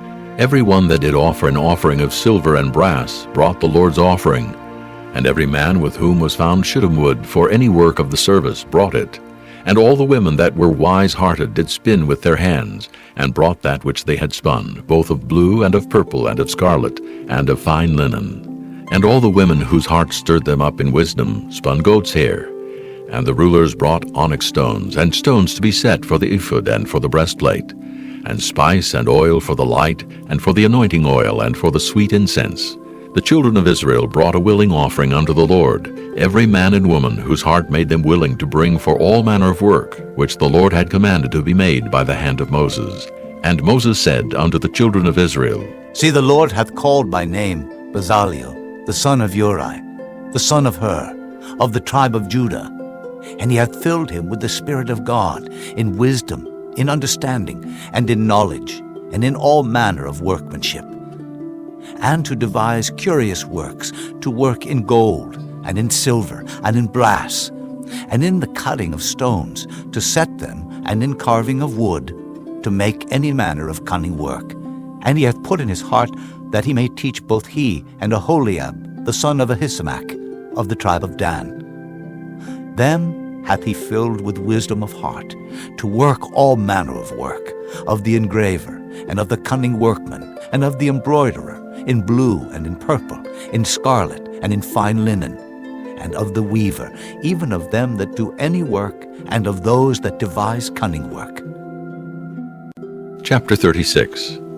Then wrought Bezaleel and Aholiab, and every wise-hearted man in whom the Lord put wisdom and understanding, to know how to work all manner of work for the service of the sanctuary, according to all that the Lord had commanded. And Moses called Bezaleel and Aholiab, and every wise-hearted man, in whose heart the Lord had put wisdom, even every one whose heart stirred him up to come unto the work to do it. And they received of Moses all the offering which the children of Israel had brought for the work of the service of the sanctuary, to make it withal. And they brought yet unto him free offerings every morning. And all the wise men that wrought all the work of the sanctuary came every man from his work which they made. And they spake unto Moses, saying, The people bring much more than enough for the service of the work, which the Lord commanded to make. And Moses gave commandment, and they caused it to be proclaimed throughout the camp, saying, Let neither man nor woman make any more work for the offering of the sanctuary. So the people were restrained from bringing, for the stuff they had was sufficient for all the work to make it, and too much. And every wise-hearted man among them that wrought the work of the tabernacle made 10 curtains of fine twined linen, and blue, and purple, and scarlet. With cherubims of cunning work made he them. The length of one curtain was 28 cubits, and the breadth of one curtain 4 cubits. The curtains were all of one size. And he coupled the 5 curtains one unto another, and the other 5 curtains he coupled one unto another. And he made loops of blue on the edge of one curtain from the selvage in the coupling. Likewise he made in the uttermost side of another curtain, in the coupling of the second. 50 loops made he in one curtain, and 50 loops made he in the edge of the curtain, which was in the coupling of the second. The loops held one curtain to another. And he made 50 tacks of gold, and coupled the curtains one unto another with the tacks, so it became one tabernacle. And he made curtains of goat's hair for the tent over the tabernacle. 11 curtains he made them. The length of one curtain was 30 cubits, and 4 cubits was the breadth of one curtain. The 11 curtains were of one size.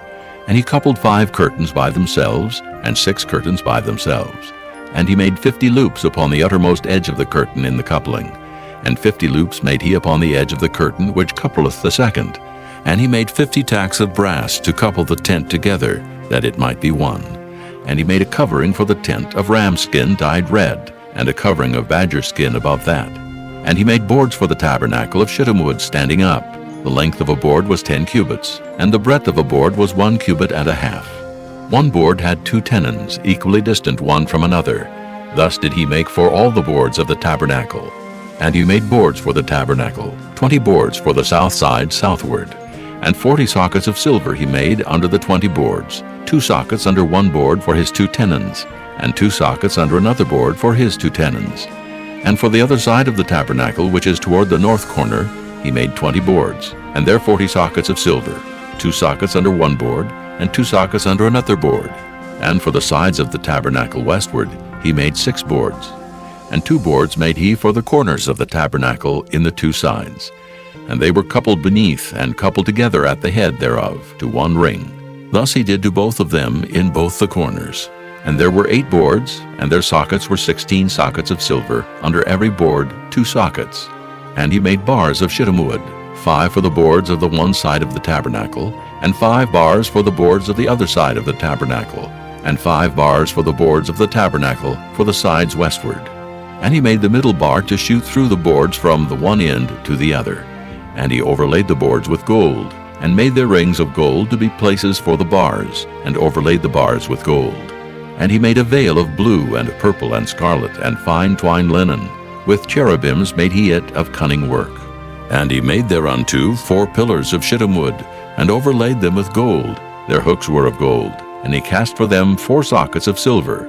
And he made an hanging for the tabernacle door of blue and purple and scarlet, and fine twined linen of needlework, and the 5 pillars of it with their hooks. And he overlaid their chapiters and their fillets with gold, but their 5 sockets were of brass. Chapter 37. And Bezaleel made the ark of shittim wood. 2 cubits and a half was the length of it, and 1 cubit and a half the breadth of it, and 1 cubit and a half the height of it. And he overlaid it with pure gold within and without, and made a crown of gold to it round about. And he cast for it 4 rings of gold to be set by the 4 corners of it, even 2 rings upon the one side of it, and 2 rings upon the other side of it. And he made staves of shittim wood, and overlaid them with gold. And he put the staves into the rings by the sides of the ark, to bear the ark. And he made the mercy seat of pure gold. 2 cubits and a half was the length thereof, and 1 cubit and a half the breadth thereof. And he made 2 cherubims of gold, beaten out of one piece made he them, on the 2 ends of the mercy seat. 1 cherub on the end on this side, and another cherub on the other end on that side. Out of the mercy seat made he the cherubims on the 2 ends thereof. And the cherubims spread out their wings on high, and covered with their wings over the mercy seat, with their faces one to another. Even to the mercy seatward were the faces of the cherubims. And he made the table of shittim wood. 2 cubits was the length thereof, and 1 cubit the breadth thereof, and 1 cubit and a half the height thereof. And he overlaid it with pure gold, and made thereunto a crown of gold round about. Also he made thereunto a border of an handbreadth round about, and made a crown of gold for the border thereof round about. And he cast for it 4 rings of gold, and put the rings upon the 4 corners that were in the 4 feet thereof. Over against the border were the rings, the places for the staves to bear the table. And he made the staves of shittim wood, and overlaid them with gold to bear the table. And he made the vessels which were upon the table, his dishes and his spoons and his bowls, and his covers to cover withal, of pure gold. And he made the candlestick of pure gold, of beaten work made he the candlestick. His shaft and his branch, his bowls, his knops, and his flowers were of the same, and 6 branches going out of the sides thereof, 3 branches of the candlestick out of the one side thereof, and 3 branches of the candlestick out of the other side thereof. 3 bowls made after the fashion of almonds in one branch, a knop and a flower, and 3 bowls made like almonds in another branch, a knop and a flower. So throughout the 6 branches going out of the candlestick. And in the candlestick were 4 bowls made like almonds, his knops and his flowers, and a knop under 2 branches of the same, and a knop under 2 branches of the same, and a knop under 2 branches of the same, according to the 6 branches going out of it. Their knops and their branches were of the same. All of it was one beaten work of pure gold. And he made his 7 lamps and his snuffers, and his snuff dishes of pure gold. Of a talent of pure gold made he it, and all the vessels thereof. And he made the incense altar of shittim wood. The length of it was 1 cubit, and the breadth of it 1 cubit. It was 4 square, and 2 cubits was the height of it. The horns thereof were of the same. And he overlaid it with pure gold, both the top of it, and the sides thereof round about, and the horns of it. Also he made unto it a crown of gold round about. And he made 2 rings of gold for it under the crown thereof, by the 2 corners of it upon the 2 sides thereof, to be places for the staves to bear it withal. And he made the staves of shittim wood, and overlaid them with gold. And he made the holy anointing oil, and the pure incense of sweet spices, according to the work of the apothecary. Chapter 38. And he made the altar of burnt offering of shittim wood. 5 cubits was the length thereof, and 5 cubits the breadth thereof. It was 4 square, and 3 cubits the height thereof. And he made the horns thereof on the 4 corners of it. The horns thereof were of the same, and he overlaid it with brass. And he made all the vessels of the altar, the pots, and the shovels, and the basins, and the flesh hooks, and the fire pans. All the vessels thereof made he of brass. And he made for the altar a brazen grate of network, under the compass thereof beneath unto the midst of it. And he cast 4 rings for the 4 ends of the grate of brass, to be places for the staves. And he made the staves of shittim wood, and overlaid them with brass. And he put the staves into the rings on the sides of the altar, to bear it withal. He made the altar hollow with boards. And he made the laver of brass, and the foot of it of brass, of the looking glasses of the women assembling, which assembled at the door of the tabernacle of the congregation. And he made the court. On the south side southward, the hangings of the court were of fine twined linen, 100 cubits. Their pillars were 20, and their brazen sockets 20. The hooks of the pillars and their fillets were of silver. And for the north side the hangings were 100 cubits. Their pillars were 20, and their sockets of brass 20. The hooks of the pillars and their fillets of silver. And for the west side were hangings of 50 cubits. Their pillars 10, and their sockets 10. The hooks of the pillars and their fillets of silver. And for the east side eastward 50 cubits. The hangings of the one side of the gate were 15 cubits. Their pillars 3, and their sockets 3. And for the other side of the court gate, on this hand and that hand, were hangings of 15 cubits. Their pillars 3, and their sockets 3. All the hangings of the court round about were of fine twined linen. And the sockets for the pillars were of brass, the hooks of the pillars and their fillets of silver, and the overlaying of their chapiters of silver, and all the pillars of the court were filleted with silver.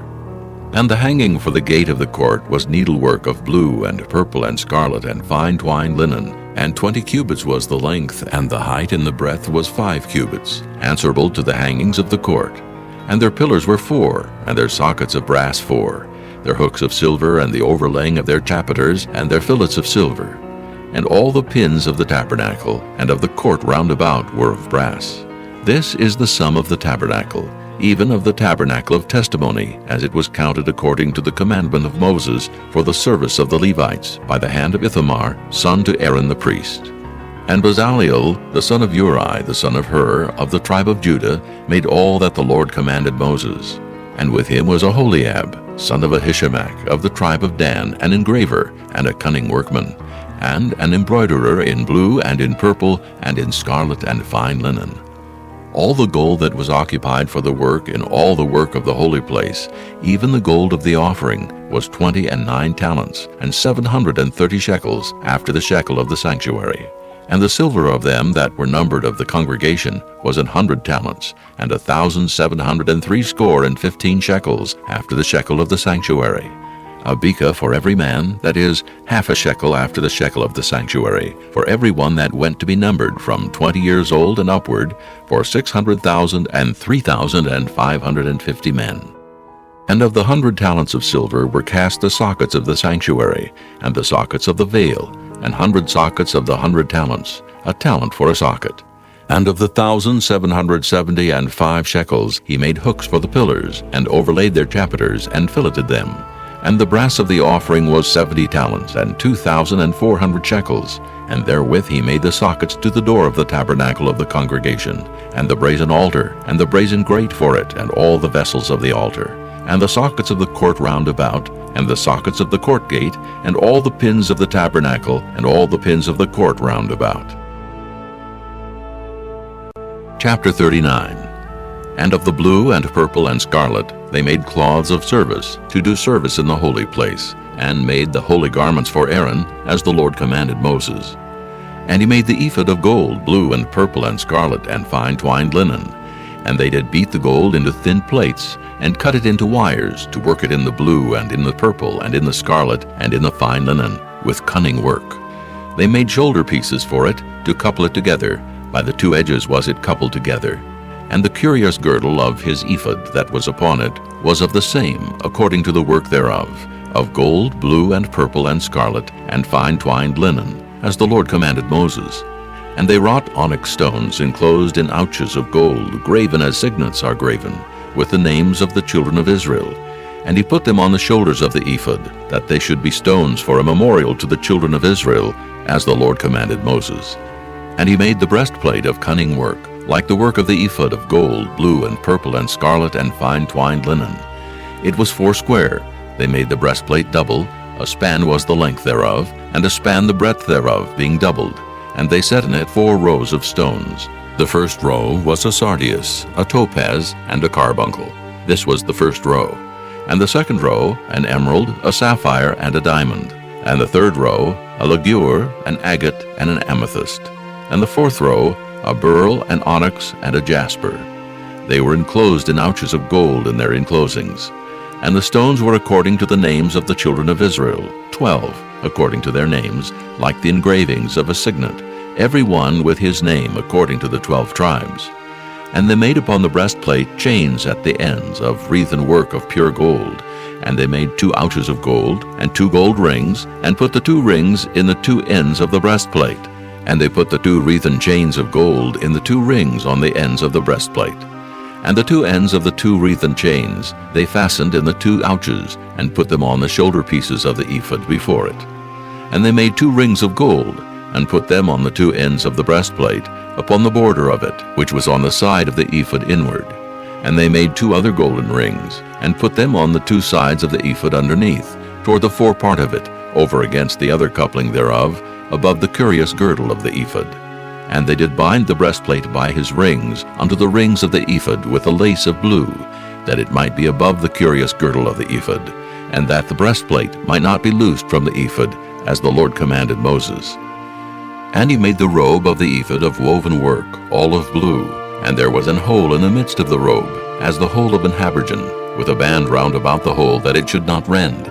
And they made upon the hems of the robe pomegranates of blue and purple and scarlet, and twined linen. And they made bells of pure gold, and put the bells between the pomegranates upon the hem of the robe, round about between the pomegranates. A bell and a pomegranate, a bell and a pomegranate, round about the hem of the robe to minister in, as the Lord commanded Moses. And they made coats of fine linen of woven work for Aaron and for his sons, and a mitre of fine linen, and goodly bonnets of fine linen, and linen breeches of fine twined linen, and a girdle of fine twined linen, and blue and purple and scarlet, of needlework, as the Lord commanded Moses. And they made the plate of the holy crown of pure gold, and wrote upon it a writing, like to the engravings of a signet, Holiness to the Lord. And they tied unto it a lace of blue, to fasten it on high upon the mitre, as the Lord commanded Moses. Thus was all the work of the tabernacle of the tent of the congregation finished. And the children of Israel did according to all that the Lord commanded Moses, so did they. And they brought the tabernacle unto Moses, the tent and all his furniture, his tacks, his boards, his bars, and his pillars, and his sockets, and the covering of ram skins dyed red, and the covering of badger skins, and the veil of the covering, the ark of the testimony, and the staves thereof, and the mercy seat, the table and all the vessels thereof, and the showbread, the pure candlestick with the lamps thereof, even with the lamps to be set in order, and all the vessels thereof, and the oil for light, and the golden altar, and the anointing oil, and the sweet incense, and the hanging for the tabernacle door, the brazen altar, and his grate of brass, his staves, and all his vessels, the laver and his foot, the hangings of the court, his pillars, and his sockets, and the hanging for the court gate, his cords and his pins, and all the vessels of the service of the tabernacle for the tent of the congregation, the cloths of service to do service in the holy place, and the holy garments for Aaron the priest, and his sons' garments, to minister in the priest's office. According to all that the Lord commanded Moses, so the children of Israel made all the work. And Moses did look upon all the work, and behold, they had done it as the Lord had commanded. Even so had they done it, and Moses blessed them. Chapter 40. And the Lord spake unto Moses, saying, On the 1st day of the 1st month shalt thou set up the tabernacle of the tent of the congregation. And thou shalt put therein the ark of the testimony, and cover the ark with the veil. And thou shalt bring in the table, and set in order the things that are to be set in order upon it. And thou shalt bring in the candlestick, and light the lamps thereof. And thou shalt set the altar of gold for the incense before the ark of the testimony, and put the hanging of the door to the tabernacle. And thou shalt set the altar of the burnt offering before the door of the tabernacle of the tent of the congregation. And thou shalt set the laver between the tent of the congregation and the altar, and shalt put water therein. And thou shalt set up the court round about, and hang up the hanging at the court gate. And thou shalt take the anointing oil, and anoint the tabernacle, and all that is therein, and shalt hallow it, and all the vessels thereof, and it shall be holy. And thou shalt anoint the altar of the burnt offering, and all his vessels, and sanctify the altar, and it shall be an altar most holy. And thou shalt anoint the laver and his foot, and sanctify it. And thou shalt bring Aaron and his sons unto the door of the tabernacle of the congregation, and wash them with water. And thou shalt put upon Aaron the holy garments, and anoint him, and sanctify him, that he may minister unto me in the priest's office. And thou shalt bring his sons, and clothe them with coats. And thou shalt anoint them, as thou didst anoint their father, that they may minister unto me in the priest's office. For their anointing shall surely be an everlasting priesthood throughout their generations. Thus did Moses, according to all that the Lord commanded him, so did he. And it came to pass in the first month, in the 2nd year, on the 1st day of the month, that the tabernacle was reared up. And Moses reared up the tabernacle, and fastened his sockets, and set up the boards thereof, and put in the bars thereof, and reared up his pillars. And he spread abroad the tent over the tabernacle, and put the covering of the tent above upon it, as the Lord commanded Moses. And he took and put the testimony into the ark, and set the staves on the ark, and put the mercy seat above upon the ark. And he brought the ark into the tabernacle, and set up the veil of the covering, and covered the ark of the testimony, as the Lord commanded Moses. And he put the table in the tent of the congregation, upon the side of the tabernacle northward, without the veil. And he set the bread in order upon it before the Lord, as the Lord had commanded Moses. And he put the candlestick in the tent of the congregation, over against the table, on the side of the tabernacle southward. And he lighted the lamps before the Lord, as the Lord commanded Moses. And he put the golden altar in the tent of the congregation before the veil, and he burnt sweet incense thereon, as the Lord commanded Moses. And he set up the hanging at the door of the tabernacle, and he put the altar of burnt offering by the door of the tabernacle of the tent of the congregation, and offered upon it the burnt offering and the meat offering, as the Lord commanded Moses. And he set the laver between the tent of the congregation and the altar, and put water there to wash withal. And Moses and Aaron and his sons washed their hands and their feet thereat. When they went into the tent of the congregation, and when they came near unto the altar, they washed as the Lord commanded Moses. And he reared up the court round about the tabernacle and the altar, and set up the hanging of the court gate. So Moses finished the work. Then a cloud covered the tent of the congregation, and the glory of the Lord filled the tabernacle. And Moses was not able to enter into the tent of the congregation, because the cloud abode thereon, and the glory of the Lord filled the tabernacle. And when the cloud was taken up from over the tabernacle, the children of Israel went onward in all their journeys. But if the cloud were not taken up, then they journeyed not till the day that it was taken up. For the cloud of the Lord was upon the tabernacle by day, and fire was on it by night, in the sight of all the house of Israel throughout all their journeys.